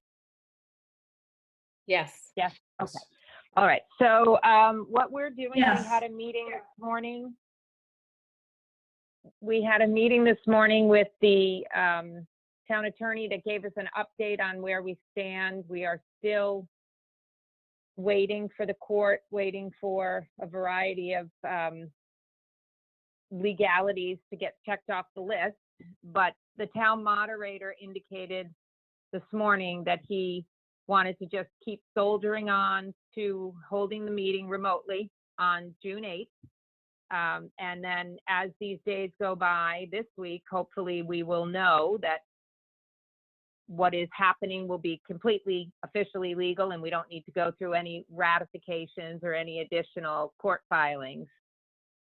But at this point, we don't know the answer. So I'm just clerically pushing the work through. And we met with the vendor, Mark Fight from Options Technology, and we spoke with him about the specifics on the voting module and how people were very uneasy about not being able to see whether they participated or not, that the screens were scrolling quickly. Mark has indicated they've troubleshot on their end, and what apparently seemed to be the problem was they had one computer that was dedicated to hosting both the Zoom and the vVoter. And what they have done is they've decided that was interfering in the effectiveness of the vVoter to do what it needed to do to present the votes in a timely way and in a consistent way. So they are now bringing up, when they come and rebuild for us on Monday, the setup will include 2 dedicated computers, one for the Zoom and one for the vVoter. So that piece, he felt quite confident that their software would not have any glitches. I will say, in their experience of being in the business of electronic voting, they, although have not had virtual town meeting voting in their repertoire, this company provides voting electronically for national conventions, for delegate conventions throughout the nation. They additionally do things like national conventions electronically through the computer and virtual voting, with things like a doctors association, the National Pediatrics Association, and so on. So they definitely have a good number of years of experience with this, and he felt quite confident that the challenges that they were up against was the Zoom interfering on the same bandwidth, if you will. So that one piece made us feel quite comfortable that we were going to be able to move forward and have confidence in the vVoter software. And then the other piece was, we are doing another training session. I just sent out tonight an invitation to all the town meeting members. And then I'm going to actually specifically target the ones that I know had trouble, so I can give them a little personal contact to encourage them to come to the demo training. We're going to be hosting a Zoom meeting on Thursday, June 4th at 7:30. So it's going to be a busy week. The poor town meeting members have 2 public hearings. One is 6 o'clock on the same evening, but we're going to do our best. That I will really try to draw out the people who had difficulty the other night and maybe encourage them that they could attend Lisa's public hearing on Tuesday, and then they can focus on training again on Thursday night with the vVoter software. I'm putting together a handout. I'm streamlining after hearing such good feedback, kind of cutting away and getting to the point on a lot of the steps and instructions for them. What else? We have also discussed the timing on the vVoter, where Peter will make very clear an audible announcement where he will say, it is now time to vote, and then we will set that amount, and it won't just be a clock ticking down on the computer screen. It will be that he'll be communicating that to the town meeting members audibly. So I think that might help as well, because some people were not aware that clock was ticking down and then they missed casting their vote. So I don't know what else. My mind is spinning. If you have any specific questions, I'm happy to answer them. We have gotten a good results on Article 1. Our board and committee members have been very supportive to submit their written reports. And as those written reports are coming in, Jennifer Cafarella is assisting me to get those up on the town meeting's webpage. So I think we're communicating, sort of firing on all pistons here. I know it's fast and I know it's a lot, and it's a change. So there's certainly anxiety in the air. And I know as your clerk, I'm a little, little anxious myself, you know? So anyway, does anyone have any specific questions? Yeah, Mary Ellen, it's Susan. And I was wondering if you had any discussion with the vVoter folks about the problem of sort of being bumped off or timing out when you've signed into vVoter and then you go to vote and you discover you're not signed in anymore. Yes, I did ask him that, and he said that that was a error on the part of the town meeting member. He said you don't get timed out on vVoter. It's an authenticated, credentialed system where it has a unique ID directly to that individual. And he said our system doesn't time out. Interesting. He said perhaps he did ask me to sort of guide the town meeting members, and I'm going to talk to Matt Griffin about this tomorrow too. He said sometimes what happens is people's browsers need to be refreshed, but even if they needed to be refreshed, they would just simply put the session number in, not the session number in, put the vVoter ID number in. But I've got to check with Matt. I'm not a techie. I don't know. He also mentioned something about antivirus software. Perhaps there's pop-up blockers. He asked a variety of those kinds of questions that the actual town meeting member would need to look at their home computer and see, do they have a firewall that's too restrictive, things like that. So I was going to have a discussion with Matt. We're meeting tomorrow at 1 o'clock. So Mary Ellen, I think we should track that issue down, but I also think it's going to happen. I know it kept happening on my phone. So when people are toggling between vVoter and Zoom and maybe something else on their computer or their phone, like they get a text, that seems to be when it automatically times out. So I don't know if it's a simple setting, but it seems like when you move away from vVoter and you go back, it times out. So if you stay on vVoter, maybe it stays, but I have a feeling that people are going to be moving away because they're going to want to watch the Zoom. They're going to be doing something else. So I think we should just anticipate that it could happen and just try to tell people what they need to do ahead of time. Exactly. Yeah, that makes sense, because although I'm not techie, Mark did say that they may have to just refresh their browser and enter in again with the same unique ID number. Yeah, and that's hard, because when I was testing it on my phone, you know, you have, when you then go back, when I went back from Zoom, then I went back to vVoter and I was a test voter. I mean, I had to remember the meeting number, and then I had to remember my unique voter number, right? And I kept having to put that in. Right. I mean, 17 times you remember, but it's oh yeah. Yeah, it's a pain. No, I hear you. It is a pain.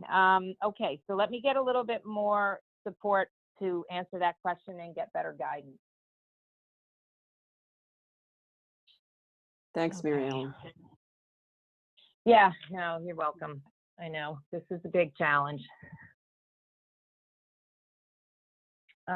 Let's see. We also talked about, what we're going to do is reserve the chat for technical questions, like I can't get online. I'm going to designate a staff person to manage the chat. We have a Q&A section that is reserved on Zoom for points of order. And then the raising of the hand feature will be reserved for the people who want to say yes or no on the debate of the actual motion. So one other item that's important to note. So the software vVoter itself does not allow for various boards to convene. So let's say FinCom or the select board need to convene and discuss something. So what we can do, at least as a select board, is keep the Zoom meeting that we have open, because then it's right before, keep it open. Right. The hard part is going to be that you basically will need, I think you're going to need two pieces of technology. I don't think you can have two Zooms open on a computer or a phone. So perhaps what you might do is you might sort of log off the meeting and log on to the select board Zoom call that was, pre-existing and advertised for Monday on like a phone, a smartphone, or another laptop, and then have town meeting on a separate device. So any thoughts about that? Right. Yeah, you can't have two Zooms on the same device. So we will need to have town meeting on a computer. And then if we need to join our own meeting, it will be on a phone. You can in Zoom set up separate rooms, but I think that to do that with,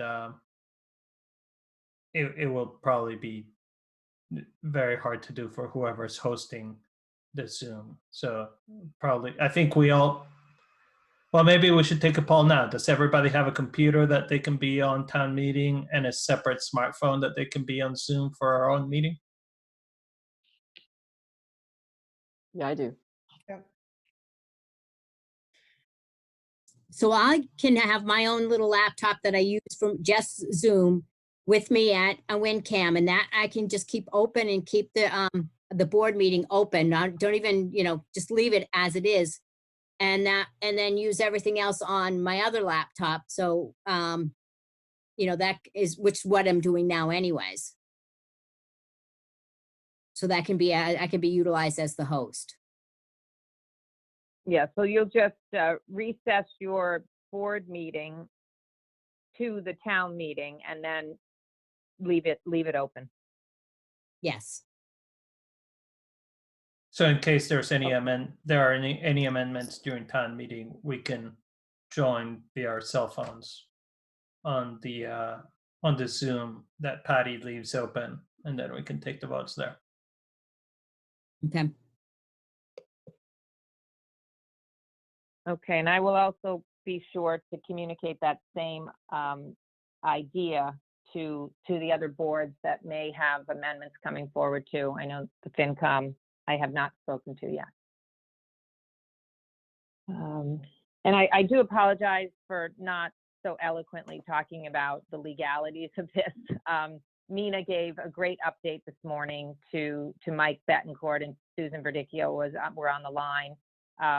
And to tell you the truth, I'm balancing the legislation amendments for voter by mail for the state primary. I've got nominating petitions coming in, and I haven't read it, and I do apologize. All I know is we have a great town attorney, and he's telling me what I need to do. So. Yeah, thanks again, Mary Ellen. I mean, it's been a lot lately, and just the goalposts keep moving, and you've been a rock star. And I think the town council gave us kind of the lay of the land this morning, and we can certainly circulate that with the board, but it's basically a lot of unknowns still. So right. It probably added more to your anxiety than it relieved it. So, but it's, I think that there's still a good shot that we're moving forward in this forum for next week. Okay, so just to be clear, we were waiting for the legislation to pass. The legislation did pass. It's now on the governor's table to sign, but there is a problem with that legislation in terms of, I can't remember the exact legal term, but basically you can vote on something and then it can be taken back, which is a big problem. There's some language in there that doesn't create the kind of permanency we need for the sort of votes that we have. Lisa, is that the making things retroactively effective? Retroactively. Yeah.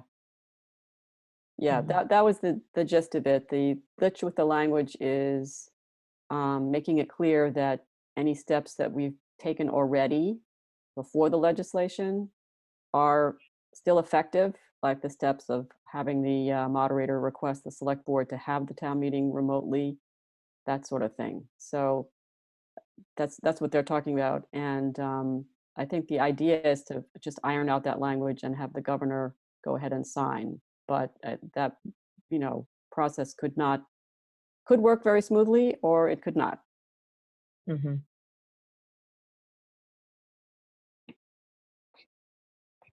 Okay, does anybody have any other questions or ideas?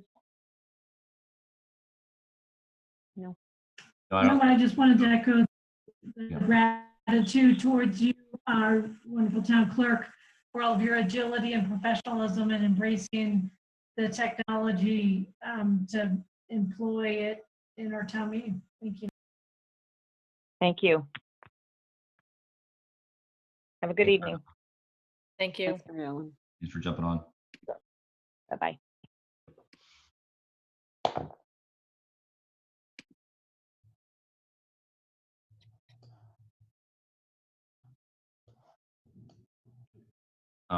Lisa, was there anything else regarding town meeting that we needed to discuss? Not at this moment, no. Okay. Any other questions from anyone? Okay. Lisa, any preference where we go next on the agenda? No, we don't have any other guests, so that's a good thing. Yep. And were there any items under the state of emergency business item agenda? So the primary updates under state of emergency are that we are continuing with the reopening subcommittees. We had a youth subcommittee meeting last week, and there was some guidance that was dropped by the state today that we're reviewing. Tomorrow we have a reopening subcommittee that's focused on businesses, and then Wednesday we've got another one that's focused on sort of like the public and the residents. So I'll continue to let you know as recommendations come out of that. One of the major recommendations was that we move forward with some more clear guidelines on outdoor seating, dining, and on retail opportunities. The town has gone ahead and purchased 10 picnic tables. Unfortunately, there's a 3-week lead time. They are unfinished. They're the cheapest we could get, the most that were also super sturdy. They're 8-foot tables, solid wood. They need to be stained when we get them. We should get them in less than 3 weeks, which is great. We walked through the downtown on Friday and selected locations for them to go, including along Mystic Valley Parkway, on the town common area, specifically along Laraway Road, and then a couple near Jenks. So we'll let you know when those happen. And as you heard earlier with Brian, we're also working on a more robust application for outdoor dining retail.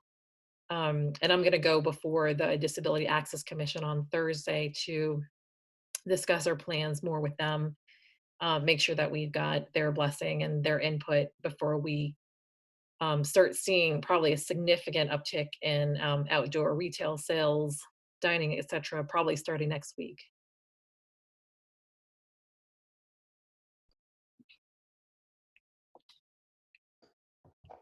Any questions or comments from board members?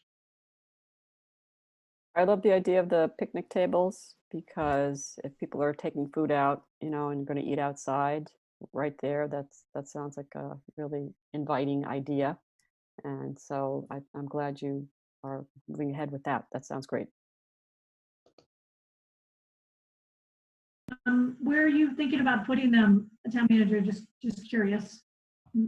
Yeah, we'll probably put 2 near Jenks, 2 along Mystic Valley Parkway, and then 6 in the town common along Laraway Road.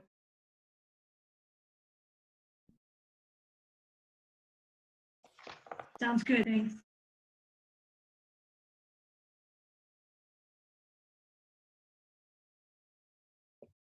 So I don't know if you want to move back up. Do you want to talk about the warrant articles, or Sure. you want to move forward with the evaluation? We can do warrant articles. Okay. So let me share. Let me stop sharing this. Okay.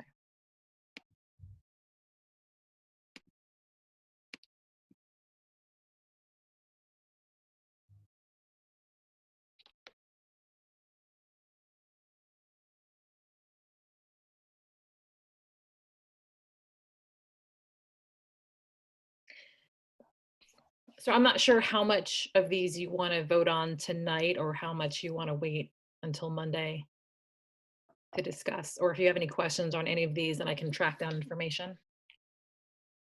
So Lisa, just to clarify, so the 2 citizens petitions, those have been tabled or IP'd, is that correct? Yes, they've been indefinitely postponed. Okay. So we don't need to vote on those, right? Are there any of these articles that there are questions on from board members?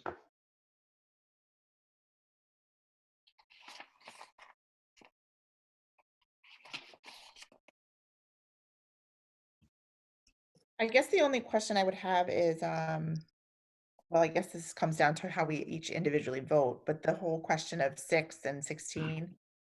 So I guess it's not really a question. It's just, something to keep in mind as we look at Article 6 and 16. If we vote yes from 6, what we do on 16, and how as a board we're going to come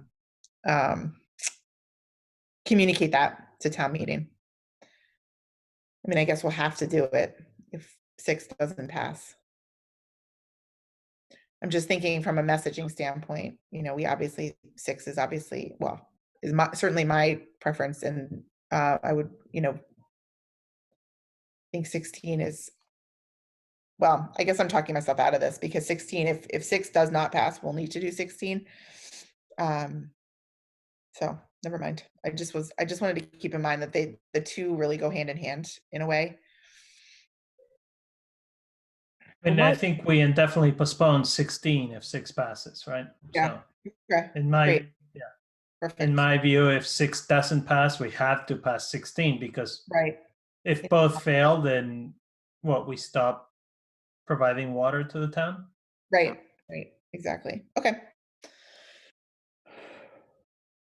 My Go ahead.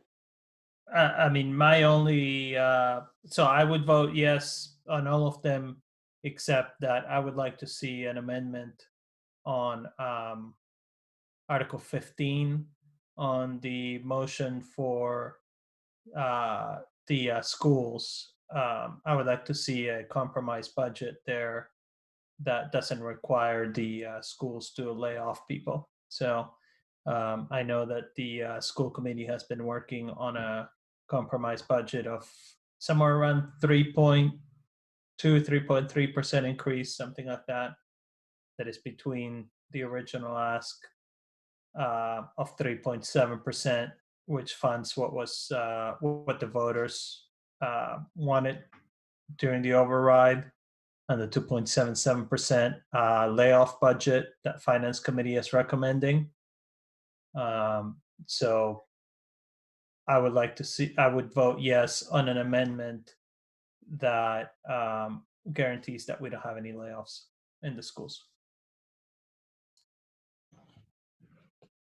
We'd had some discussion before about the proposed 3.74 budget that the school committee, I thought we had a consensus that we supported that budget if we didn't have a vote. I'm not sure. But I'm not sure where they're at with that. But initially I think it was a 3.74 request on their end. Yeah, I mean, I would support either the original budget that the school committee, when we passed the override last year, we were looking at a 5% increase this year. And I know the school committee very responsibly got it down to 3.74%. I know that Finance Committee wants to see layoffs at the schools with what they voted on. So I would support either the original ask of 3.74, 3.77%, whatever it was, or the which fully funds or partially funds what the voters voted for, or the compromise budget of 3.2 something percent, which means no layoffs at the schools. So can I just add something? So maybe someone has more information than I do. My understanding is that the quote unquote compromise budget was presented to FinCom at one of their meetings a while ago, and then it was rejected So I thought that they had gone back to the original 3.74. Yeah. Oh, sorry. I actually asked Judy. So Big Judy two. said that the school committee voted the 3.29 compromise budget. Okay, that's the latest. I have to say, I haven't heard any discussion or mention of layoffs. But I know that the school committee was, Judy, and it's kind of news to me that the school committee voted for the compromise budget, but you know, that was definitely something that you know, they really need. And the FinCom had been talking about, you know, how we shouldn't be adding new positions or adding new staff. And most of what the school committee was looking for was just expanding the hours of existing staff to meet the demand, to meet the enrollment growth, and, you know, support social emotional learning, which they had, you know, talked about during the discussion around the override. These are things that they had planned to do. So I would definitely be in favor of an amendment that would go to the 3.29 budget.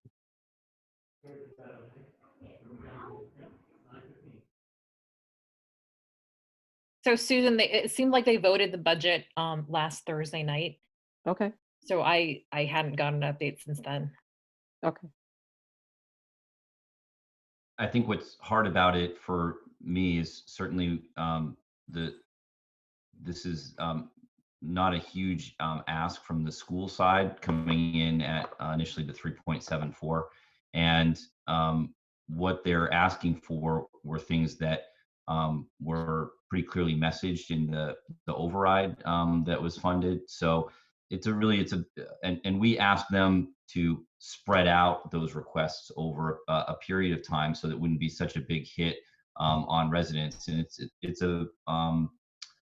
it's just a bad precedent to set that we're going to then go back on our word and really have a bait and switch on the school side, especially where student enrollment just keeps increasing and increasing. And, you know, on the social emotional side, nobody knows what's going to be happening in the fall, but we know it's going to be tough on those kids. And to cut that at this time to make a point about sustainability, I think it's the wrong point to make for that that department specifically. So yeah, I would, you know, if they have a comfort level that 3.29 is you know, where they can do their work, then you know, that's I would support anything the school committee would support.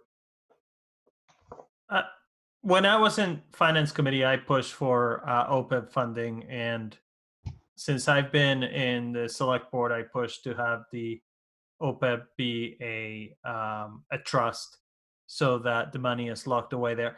I think it's really irresponsible and really fiscally irresponsible for finance committee to say that we need to lay off people today, even though we're fully funding other post-employment benefits, OPEB, at the current requirements in Article 15.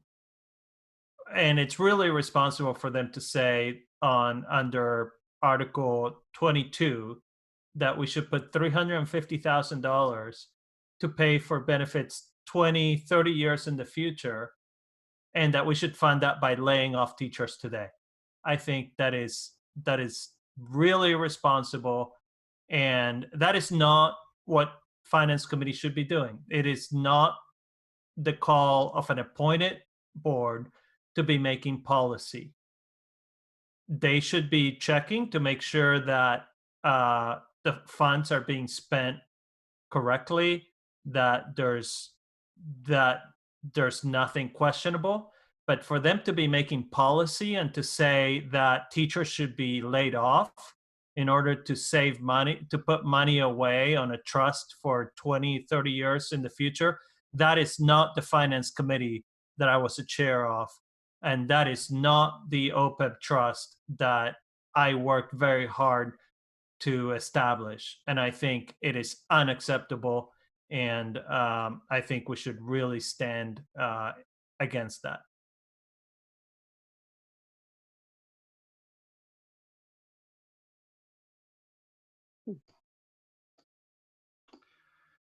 Okay, so I guess, depending on what everyone's appetite is, we can, go through these, and, we do have, plenty of time at our meeting before town meeting to handle some of these. It just depends what everyone wants to do. We can certainly, Mariano has made a motion under Article 15. So, and I guess that would be a 3.29% recommendation. So moved, yes. Second, All in favor? I'll take a roll call vote. To Susan, yes.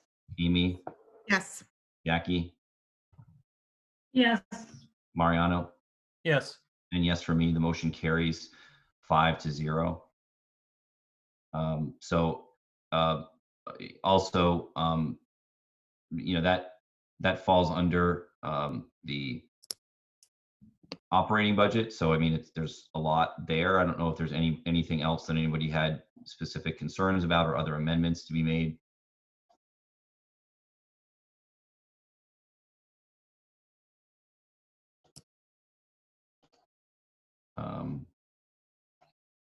Are there any other articles that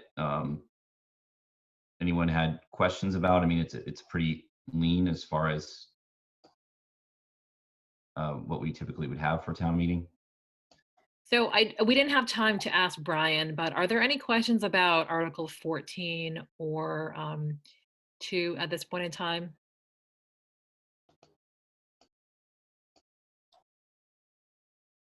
Article 2 is the one about the Heritage District, whatever it is. Yes.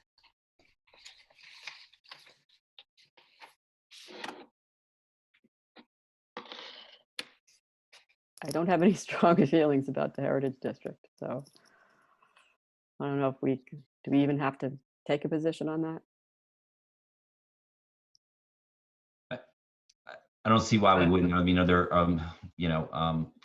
we can start going through, or we can kind of hit these at our meeting beforehand. I mean, there may be some changes or updates. I don't know. So I will say I'm in favor of every article except for 14, and that's it. I mean, I think that we can indefinitely postpone 14. I don't think we're going to be making a study right now during COVID-19. We can wait until fall town meeting for that one. I don't think it's necessary at this town meeting. Well, would Lisa maybe weigh in a little bit on that on Article 14? There is a little bit of lead time necessary for that study. So, and also this was cut back from a lot larger line item that was to be funded on implementation of the master plan. Is that right? Yeah, I think the issue with 14 is that in general, I think a lot of people support it. It's just the question of whether it's a now or a fall town meeting, exactly what Mariano pointed out.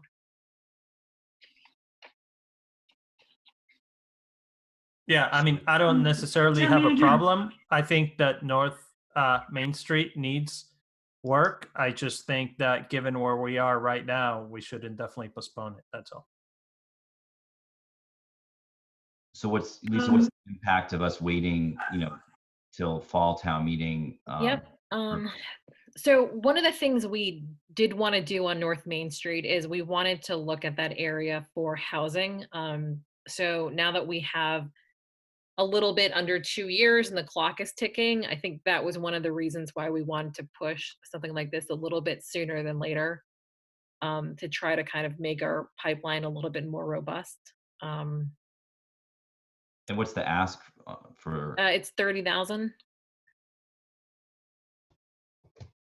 Can I just ask, is that amount Town manager, do you mind clarifying the source of those funds? Like, were they already kind of committed to the master plan and they're being sort of like just focused in this aspect of the project? I thought there was, the money had already to some extent been, I don't know if committed is the right verb, but do you mind commenting on that? Sure. So originally we were looking for $100,000 in implementation funds for the entire master plan for year one. That was in my February 15th budget. So I made the recommendation to pull that back significantly, find the basically the most pressing or top priority initial project to focus on, and the North Main Street study was the one that frankly it sort of stemmed from a 1997 Triangle Master Plan. We've been wanting to do a bunch of stuff in this area. You saw some sort of piecemeal zoning changes in the 2018 fall town meeting that I saw. I don't know if there's been any when I wasn't here. So the source of funds was always going to be free cash. So this 30,000 is going to come from free cash.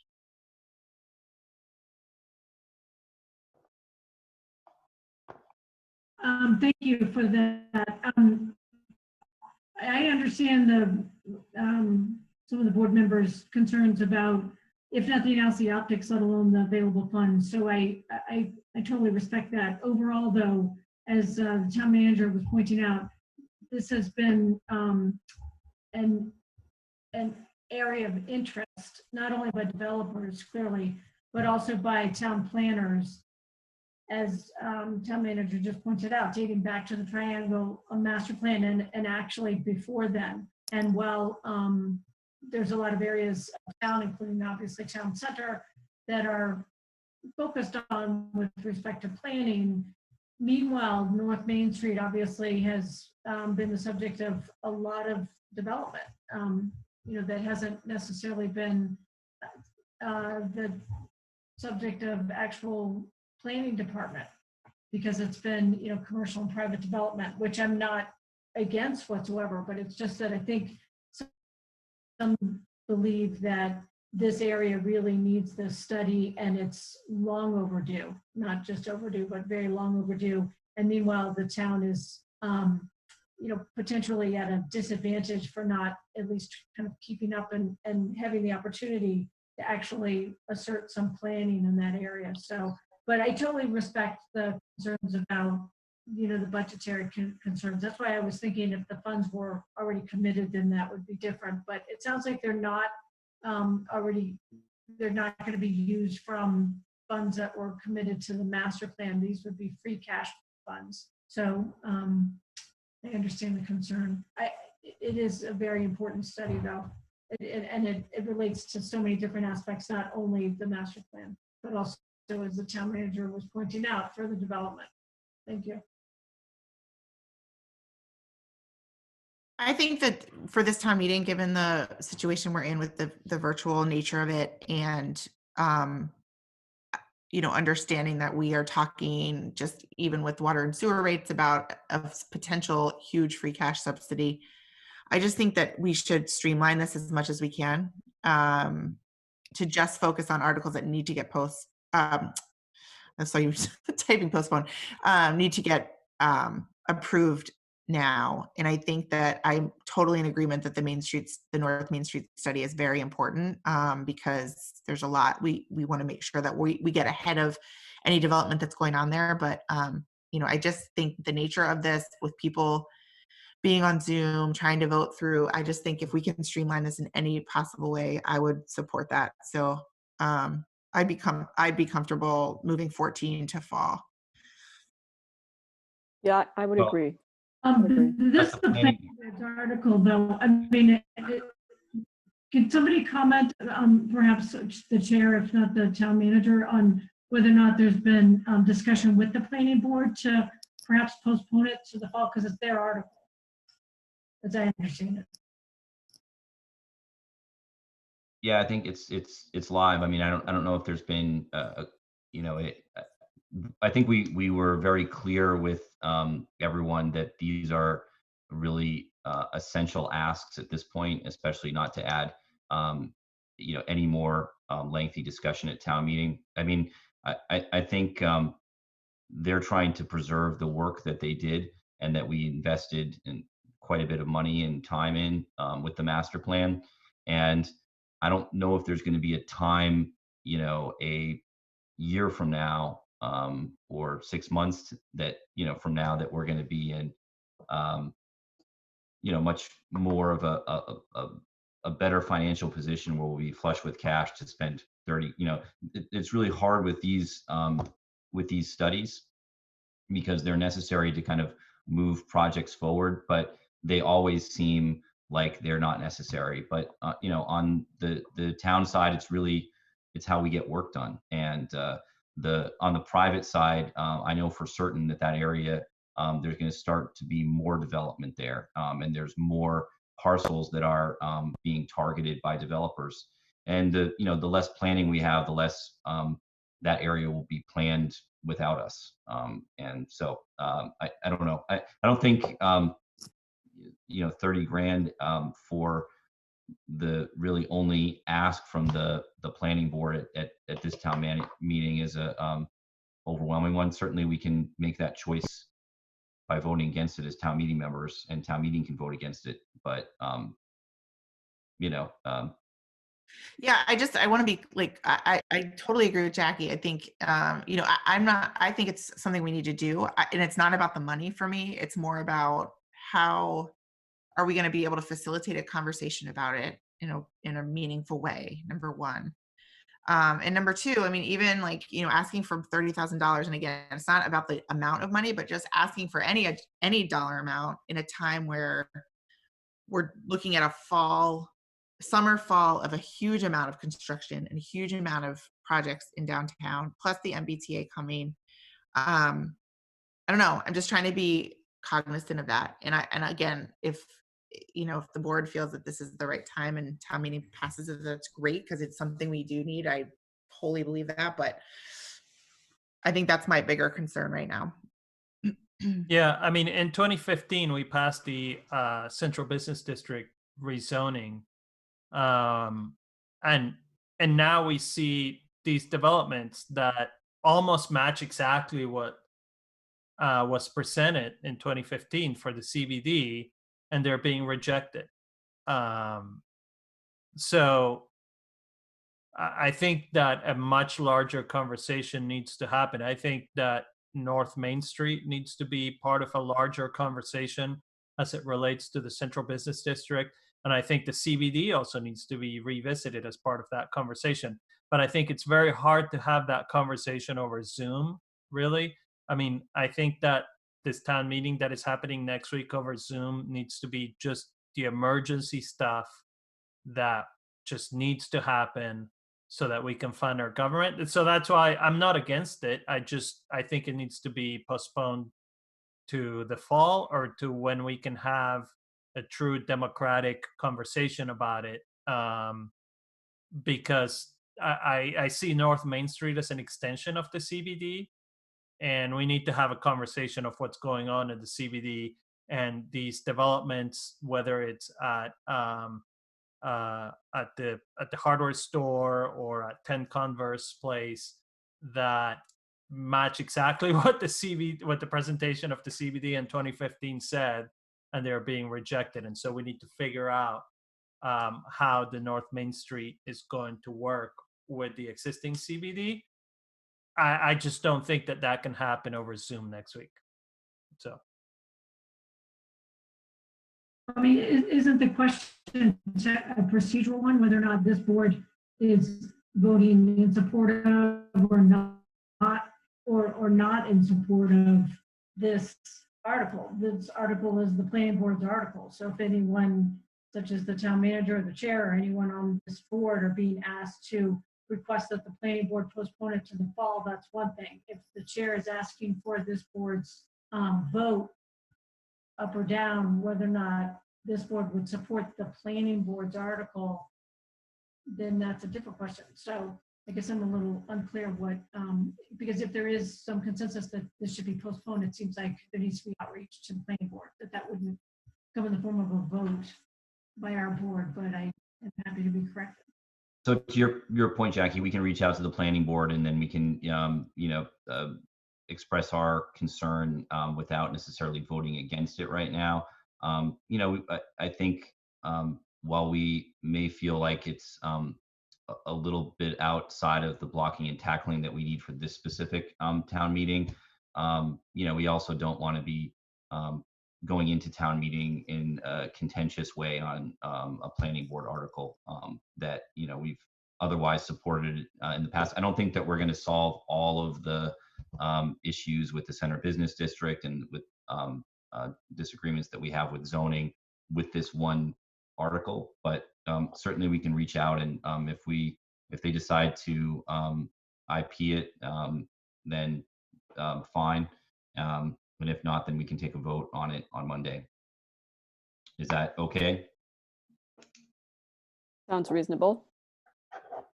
That seems, yeah, that seems procedurally Yeah. appropriate. Yeah, Mike, are you going to do the outreach? Sure. Okay. Yeah, I mean, I think anybody just like, yeah, I think that makes total sense. I think that's what that's the right thing to do, because I wouldn't feel comfortable voting no on it because I agree that we need to do it at some point. I think just make sure that they understand that we want to be able to have a meaningful conversation about it with town meeting, and we just are worried that the way that we're doing it, we worry that wouldn't be possible. So they may or may not buy that, but that's my Yeah, I story. agree with Amy. I won't vote against it, but I'll abstain from it. So because I think it should be in the fall.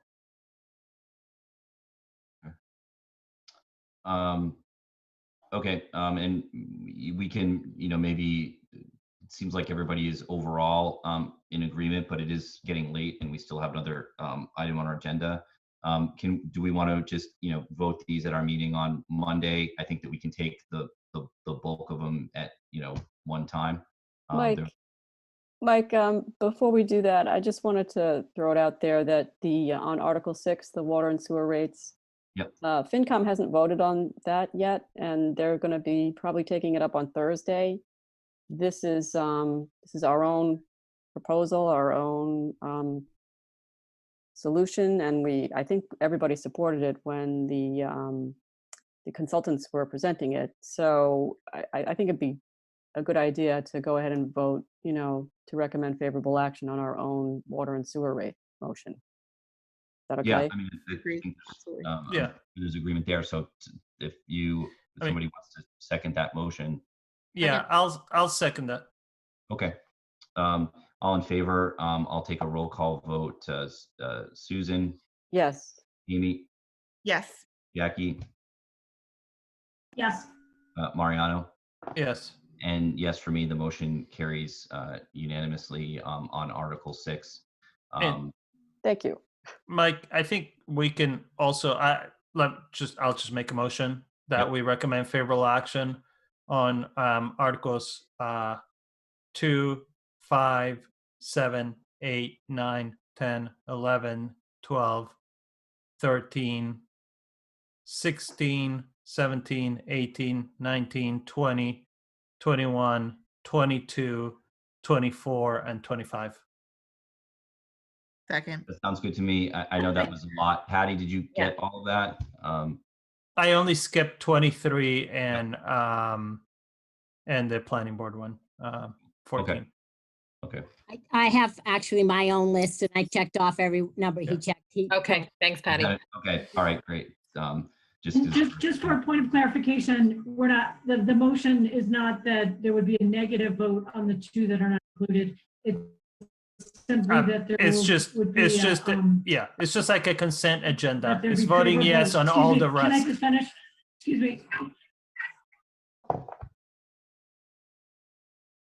Just for clarification, so the motion is that this board would be voting for favorable action on all of them other than 23 and 14, but it's not indicating anything with respect to how the board would view 14 or 23, correct? That's correct. Yeah, that's right. And we can revisit Thank those you. with more information on Monday. Mariano's made a motion on those articles. Is there a second? Second. All in favor? I'll take a roll call vote. Susan, Yes? Amy, Yes. Jackie, Yes. and Mariano. Yes. And yes, for me, the motion carries unanimously to approve those articles. And we'll reach out to the planning board on the Main Street study, and then we'll see what else we have for Monday.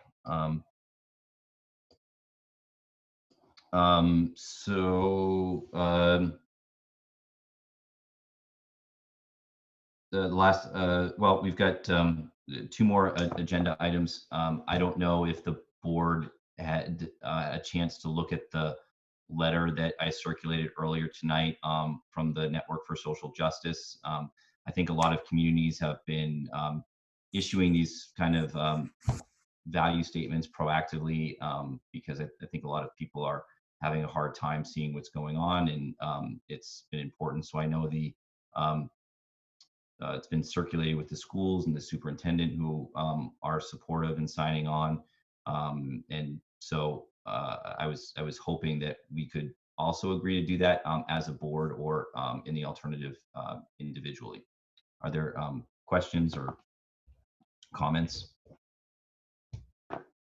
Yeah, I just wanted to kind of put it on the record that I find myself, and I'll speak for myself, very overwhelmed by anger and frustration and sadness, and a sort of sense of not knowing what to do. And I'm working really hard to try to not get paralyzed or stay quiet, because we've been doing that for far too long.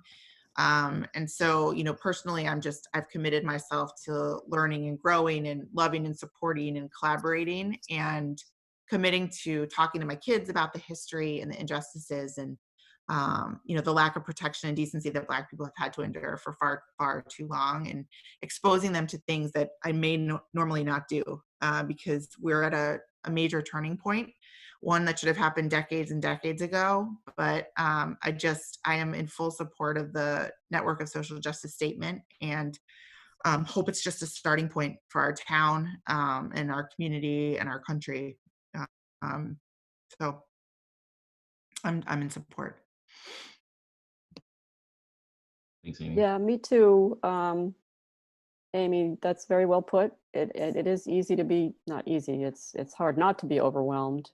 I particularly think it's good that this letter, calls out the backdrop of COVID-19 and the disproportionate impact it's having on communities of color, because I remember some pundit or somebody mentioning that, we've become kind of inured to gun violence and deaths from that, and that we could also become just kind of inured to deaths due to COVID. And I just don't want to see our society moving in that direction. And I really think it's an important time to make this statement as a board. So I would be in support of it too. If not That was now. very well stated. Sorry. Thank you. And I do, apologize for kind of getting this to everyone at the last minute. It was something that, obviously just it's emerged recently, and the network felt it was necessary to really respond immediately and get something out there to not let the impact really be diminished. Yeah, Mike, I mean, you have nothing to apologize for it. I mean, as somebody who's, not completely white myself, and having been pulled over for less than legitimate reasons by police, and yet having no idea what it's like to be, let me just say, I've been struggling a lot with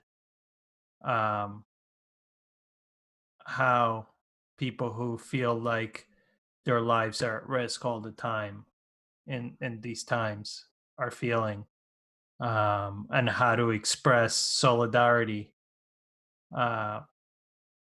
with people whose lives have been and bodies have been looted for decades and centuries. And I just appreciate that the Network for Social Justice has been able to put into words what really I haven't been able to. And so I really appreciate that, and I'm happy to sign on to this.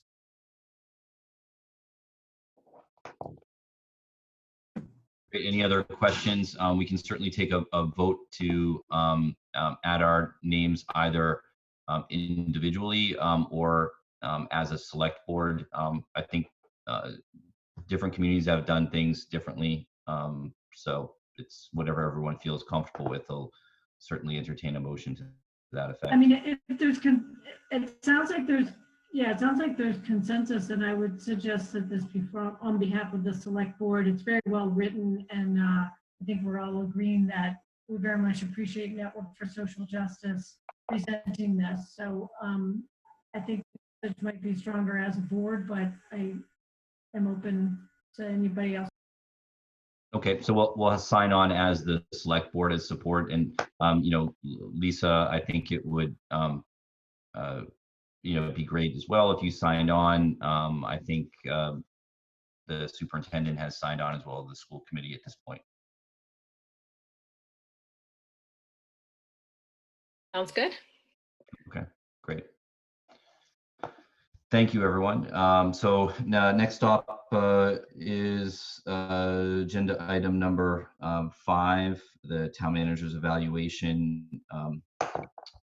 I know that we had kind of touched on this a couple months ago, and I think everything's been kind of harried, but I think we owe it to Lisa to not just neglect to deal with something like this, because it's really it's important.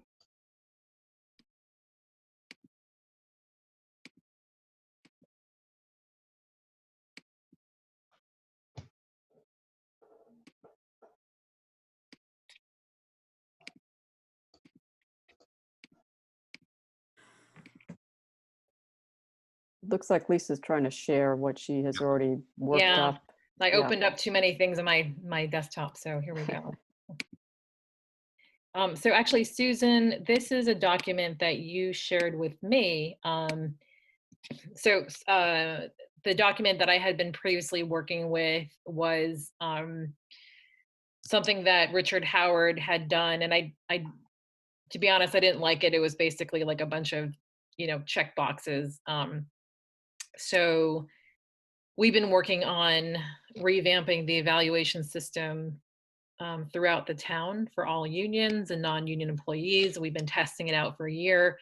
I sort of made it a bit more robust for myself, shared it with Susan, and then Susan, you were going back out to see if there was some existing frameworks that you could look at, specifically for town managers. So I don't know if, I think there was maybe trying to see if there was something from the schools or something from the Selectmen's Association that we could look at. Yeah, this I did. You had a form that I was geared towards evaluation that everyone that you were using with town employees, and I thought that that made sense to sort of adapt that for the town manager position, because that's basically the way the schools work, is that everybody gets evaluated and it's sort of a similar format, and that makes sense. And then I went back and looked at trying to clarify what we would be, you know, what the town manager's role was, and evaluating some aspects of that. And that's what, and then I looked at the schools form, which is very lengthy and mandated by the state, and you don't need to do anything that elaborate or lengthy, but this sort of pulls out some key, key practices or key elements that we would want to address, and maybe, sort of each of us think about and use as a format for your evaluation. And I don't think there's anything, I was not able to find anything from the association, but Mike, you're more conversant in their documentation and whatever they have, their advice or help that they give to select boards. So maybe you know of something, some kind of evaluation instrument that they have, but I was unable to find anything. Yeah, I don't know anything offhand. I certainly can reach out Yeah. to the rest of the members of the board to see. It's I think it's worthwhile for us to spend some time kind of developing this document, and because as Lisa said, I think what we had used before was a little bit dated and not terribly helpful for either the town manager or the select board. And I've got to be honest, I don't even remember the last time that we did one for Richard. So it was just something that kind of fell by the wayside. So and I know that especially with Dr. Evans, I think that although the school committee process is a lot more prescriptive, I know that she appreciates the process and the feedback for informing what she does. So I think this is a good start. We had discussed I think what we had done a while ago was more of a 360 review, and I don't know, I think Amy had some thoughts about that, and this is not really my area of expertise, but Yeah, I mean, I think I have a lot of thoughts on this. This is the first time I'm seeing this, so I was just kind of looking through and reviewing it. I think that if we were to look at really kind of like the values of the town and how we bring those sort of like leadership behaviors to life, and then start with Lisa and then be able to scale it throughout the town and the different departments, I think that's like the ideal way to do it. But that obviously takes time. And Lisa, I mean, I'm happy to talk through this more with you. I know we talked about it like for 5 minutes, but this is what 360s are extremely valuable, because it would give obviously you, Lisa, some really important information and data to help you and figure out your strengths and your opportunities. But I think it has to really be based around kind of a prevailing set of leadership behaviors that we all agree on. So again, I don't want to make this like we could go down a crazy rabbit hole with 360s and things like that, and I don't want to do that. But there's a lot out there. I mean, there's certainly assessments that we can pull in as well, in addition to 360s, that would be really valuable. So I guess it depends on what we want the outcomes to be, and if we're looking for simply like a sort of performance management, that's kind of a whole nother area. But happy to talk through it. So I guess a couple of things. I think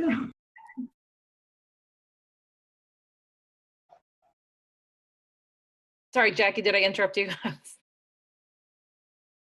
Oh, no, that's okay. I think that Mike and I overlapped with each other, but can I just get clarification? So the first document I understood was presented as kind of a little bit of an updated kind of criteria on evaluating our town manager. And then now I think we're going, we'll be talking about that in more specific detail, I guess. But I thought that Amy's very helpful comments related to developing kind of evaluation frameworks for all town employees, potentially, or town hall employees. So I wanted to make sure we weren't. I just want to make sure that we weren't sort of confusing town employees too. So this employee performance evaluation the town has been working on for over the last year, to be that comprehensive document for union and non-union staff. So we've been using this for union, professional, technical, and for department heads. So everyone has, I think, been through at least one cycle. So what we've done is created a rating scale, and then we have performance on prior year goals. So these are different for everyone. So it's the same framework, but every individual, so even within a union, has different goals. Before it was literally one page where you wrote like 2 comments and then you recommended whether they got a step or a double step, and that was it. So this one is a lot more comprehensive. So these are goals that that I've been working on in terms of at least just working on creating categories of goals. So this is sort of what I shared with Susan, and then we're trying to figure out how to sort of go into more depth, right? So these are very general goals, like general goal categories: finance, legal, economic development, housing, communication, climate action, capital, traffic, and resident constituent services, and then general governance. So, okay, the next section, again, everyone has this part too. So everyone has performance standards. So what you're seeing here is the general performance standards that we use for everybody. So everyone's got different goals, and then we have standard performance standards for departments. So personal, professional, and organizational integrity, teamwork, interpersonal skills, customer service, safety, and then this is different for each person. So everyone has a part 3 core responsibilities. Here we include planning, organization, flexibility, written and oral communication, job skills and knowledge, problem solving, decision making, initiative, supervisory oversight and direction. Then we have a part 4 that's an overall performance summary. And then we have a part 5 that everybody has, where we develop a goal and professional development plan for the next year. And then there's this last page where then there's the recommendation. And what's great about this is that a lot of evaluations should be kept private for a lot of employees. So by segregating sort of the signature page and the recommendation page, we can keep that information confidential. So like I said, this is what we've been using for department heads. So these, this is sort of custom built for each person. So we've custom built one for DPW versus engineering versus people in my office. And then within unions, it's, it's sort of different, like a DPW union, it's sort of different depending on your job set and skills. So it's a sort of like a framework that we came up with. We did discuss this with unions. So we did go through a process in terms of getting them to accept it and writing it into their contracts. Lisa, is there any opportunity for employees to do a self-assessment as part of this, to rate themselves? So we can do that.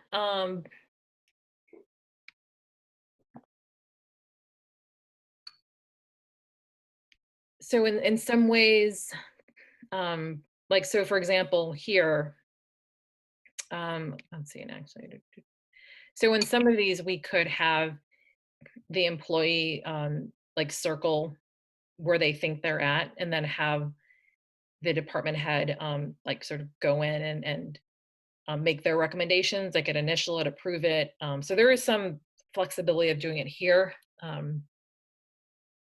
So I think the one that Richard did was a self-assessment.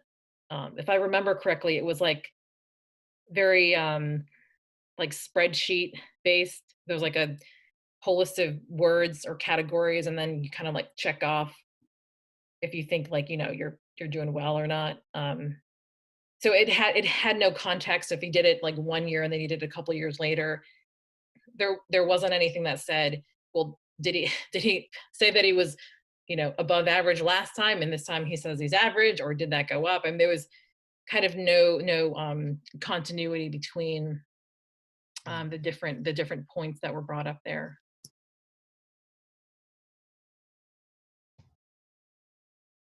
Yeah, it might be worthwhile, particularly for those, the ones that you were just showing. I don't know how you label them, the sort of behaviors, to have them sort of self-assess too, just because they might be able to provide. I mean, if there is an opportunity for them to write something, they could actually provide examples that their manager might not even know about. So it does give a little bit of a voice to the employee, which I think is important in this sort of performance management space. I think the last I had spoke to Susan about was whether I should just go ahead and fill out the examples, and then all of you can then add or modify or do whatever you want. But I can at least provide sort of the baseline information.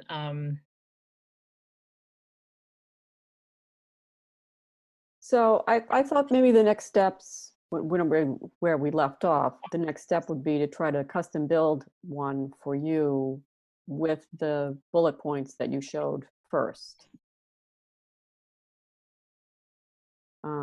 Because the general one the general form that you developed and have been using with everybody doesn't really speak to, I mean, it has a section, it doesn't really speak to what a town manager does, except perhaps with a sort of supervisory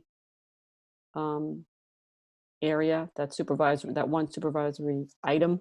And I thought we could sort of suggest some things for people to think about and for you to think about that would be attributes of the skill set or the responsibilities of a town manager based on these bullets. So maybe Amy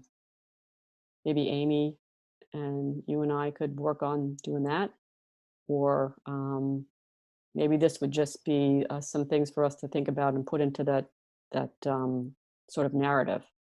But I think it would make some sense to incorporate these bullets into whatever instrument we use. Yeah, there is a lot of overlap, but it's not an easy overlap. Yeah. So there is a sort of a talk about organizational leadership, about teamwork, initiative. These are much more specific. So in terms of like a task of ensuring effective annual staff evaluation, including all direct reports. I mean, it's almost like this is what I should be doing every year. So the question is, how well do I do it? Yeah. Right. So that's kind of the point. So Okay. you're right. If these are sort of integrated as a here is this activity that's embedded in the evaluation, and then there you can give an example of it, right? So what's the example of providing positive morale, and then does that need improvement? What's the goal for next year in that category? I think that's kind of where we're going with this. I mean, this might be too much as well.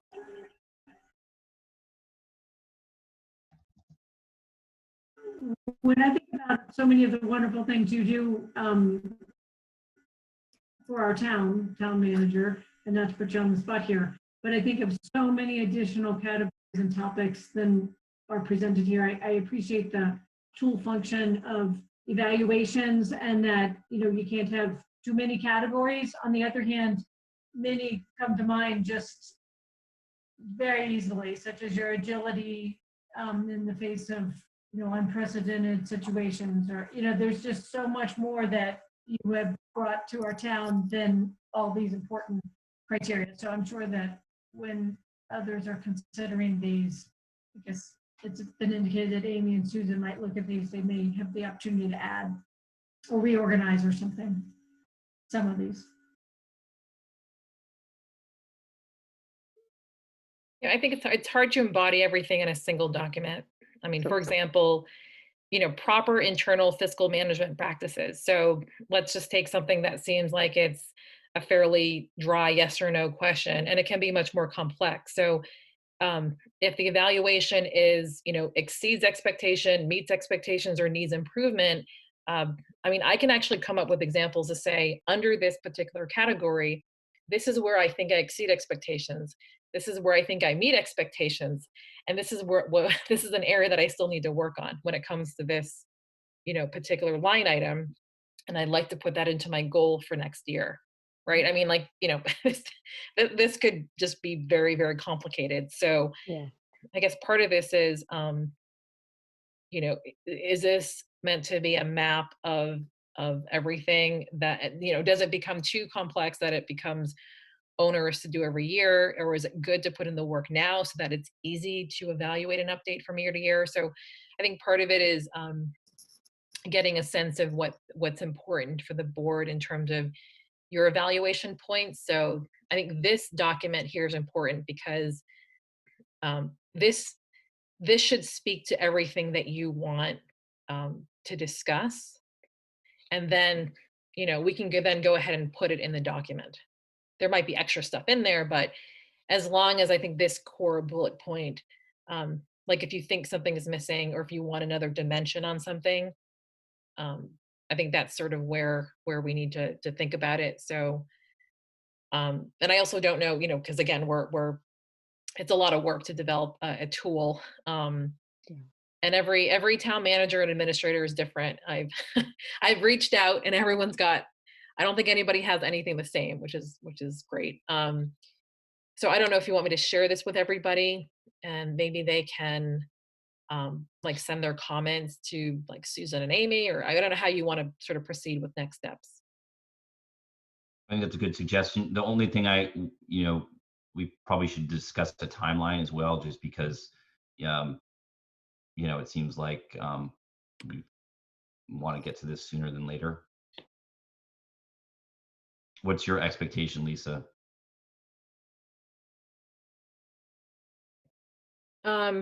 So I it's been so inconsistent. I think I mean I'd love to get the first one right, just so we're not reinventing the wheel. So I'm certainly okay with, putting in the time it takes to get this right. I mean, my evaluation is long overdue. So Yeah. Yeah, we need to do this, and we all want to. Where the spirit is willing. So maybe comments on if you can circulate this, and we can make comments and send them to Susan and Amy. And when I'm not sure what our post-town meeting schedule looks like, but we are getting together at a certain point after town meeting, exclusively to talk about our kind of goals and values, and maybe it would be a time to also see where we are with this piece.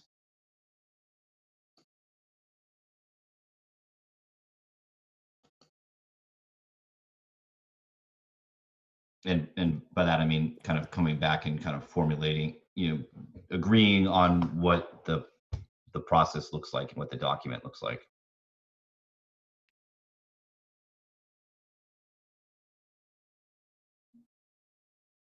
I mean, Amy, I don't know what your time is like. This is sort of your realm of expertise, so I kind of reached out to you. I don't want to volunteer you to do anything. Yeah, I mean, I think, yeah. I'm not okay. looking for a date. I'm really just kind of, sending the message that we, sooner rather than later. So we don't want to be dealing with this in August. So if sometime after town meeting, we can kind of keep this on our agenda, and people can respond to Amy and Susan with comments. Does that sound? Sounds good to me. Yeah, Susan, would you mind just being the collector of comments, and then you and I can, because I feel like I miss emails. So if you wouldn't mind, and then we can work together on them. I'm totally fine with that. Awesome.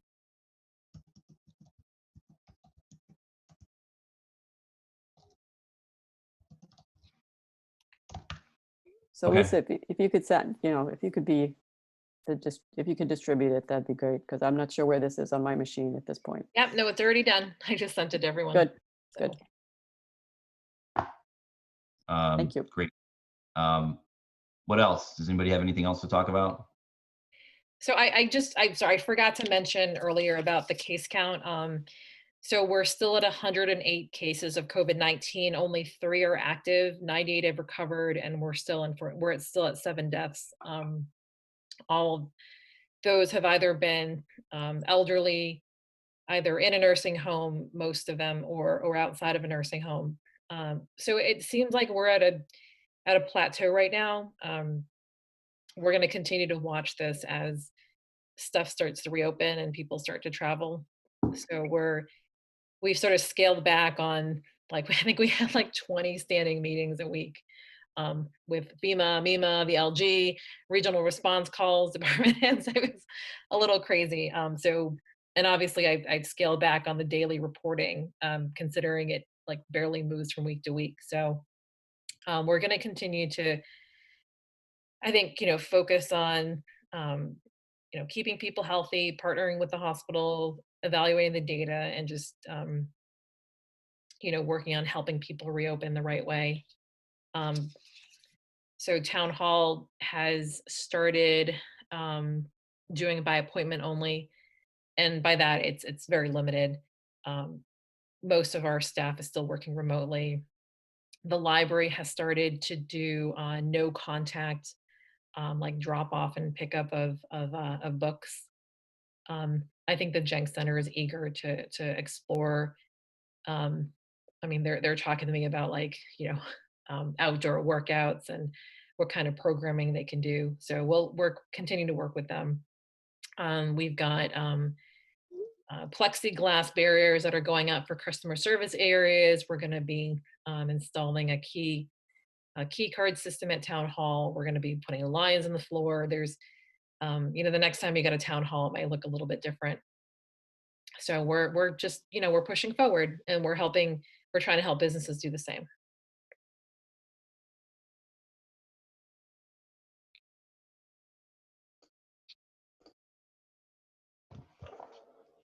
Great. Anything else? Like, don't ask that question, because I can keep coming up with stuff. I know. I'm like, read the room, Lisa. I'm done. We're trying to wind this down. As far as the letter that we're joining on with the network, can we issue that like as a press release, or how do we get that out to the general public? Certainly, we can probably put it out on the residents page through our Facebook page. Is that still intact? I don't know what happened there.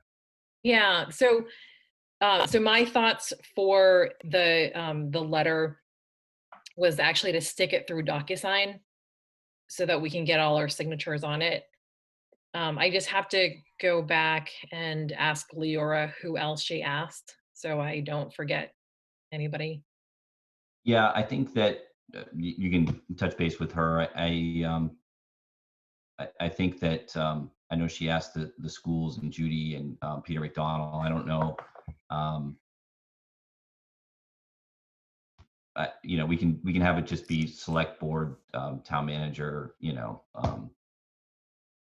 I think that's what some other communities do, but might make sense to touch base with her, because they drafted it. So. Yep, let me do that, and then we can put together a press release and send it out. Great. Okay. If there aren't any other questions, I'll take a. Can I just ask one question? No. Yes. Are we planning to meet on Thursday?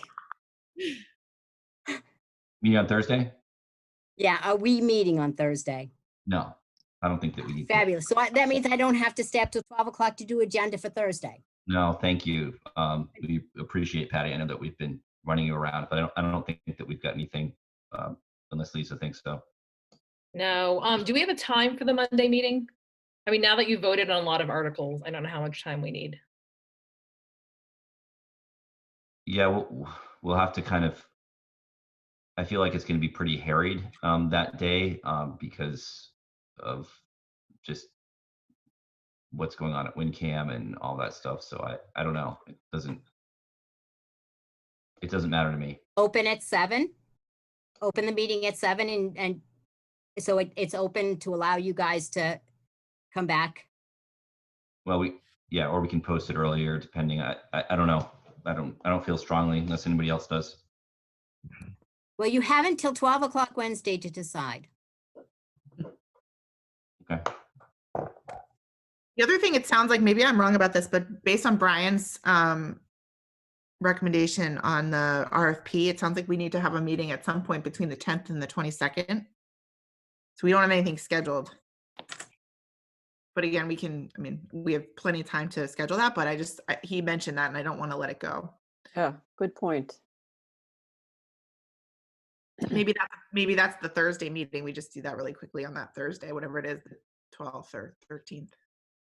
The 11th is, for next week, it would be Thursday, the 11th, or you could actually do Thursday, the 18th. So we should schedule something for Thursday, the 11th, because that's the backup date for the start of town meeting. We also, I think we're hearing that stuff is going to start to reopen next week. So basically, if we start pushing out the revised application for folks and working through issues, you're going to have a lot of businesses who are going to want to start to open as soon as possible. So we can tentatively put them on the agenda for Thursday, the 11th.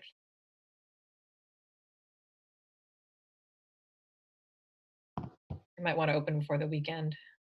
Okay. I also just want to point out, so Brian got back to me about, I asked him whether the planning board discussed postponing Article 14.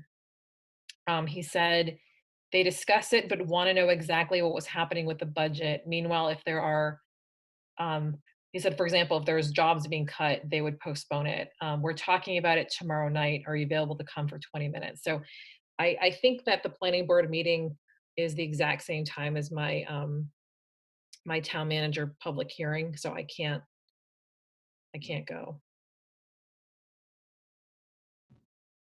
So I don't know if anybody wants to volunteer themselves for to go to the planning board meeting tomorrow. I saw Mariana's hand. I was going to say I often have, or I recently have been attending via Zoom, just, in the audience. If you need someone, I can certainly do that. Well, actually, I may have a conflict. So what I can also do is, I'm sorry, Jackie, you're coming in and out. I can also just have a conversation with. Yeah, sorry. I'm just not sure of my schedule, so we can talk about it offline. Okay, yeah.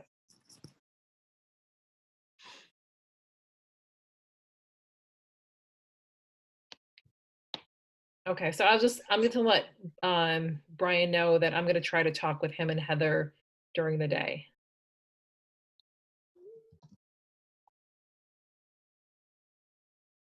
Okay. Okay. Are we good? So I move to adjourn. Second. All in favor, roll call vote. Susan? Yes. Mariano? Yes. Amy? Yes. Jackie? Yes. And yes, for me, the motion carries 5-0 unanimously. Thank you, Lisa, and thank you, Patty, and appreciate it. We'll see you soon. Thanks, everybody.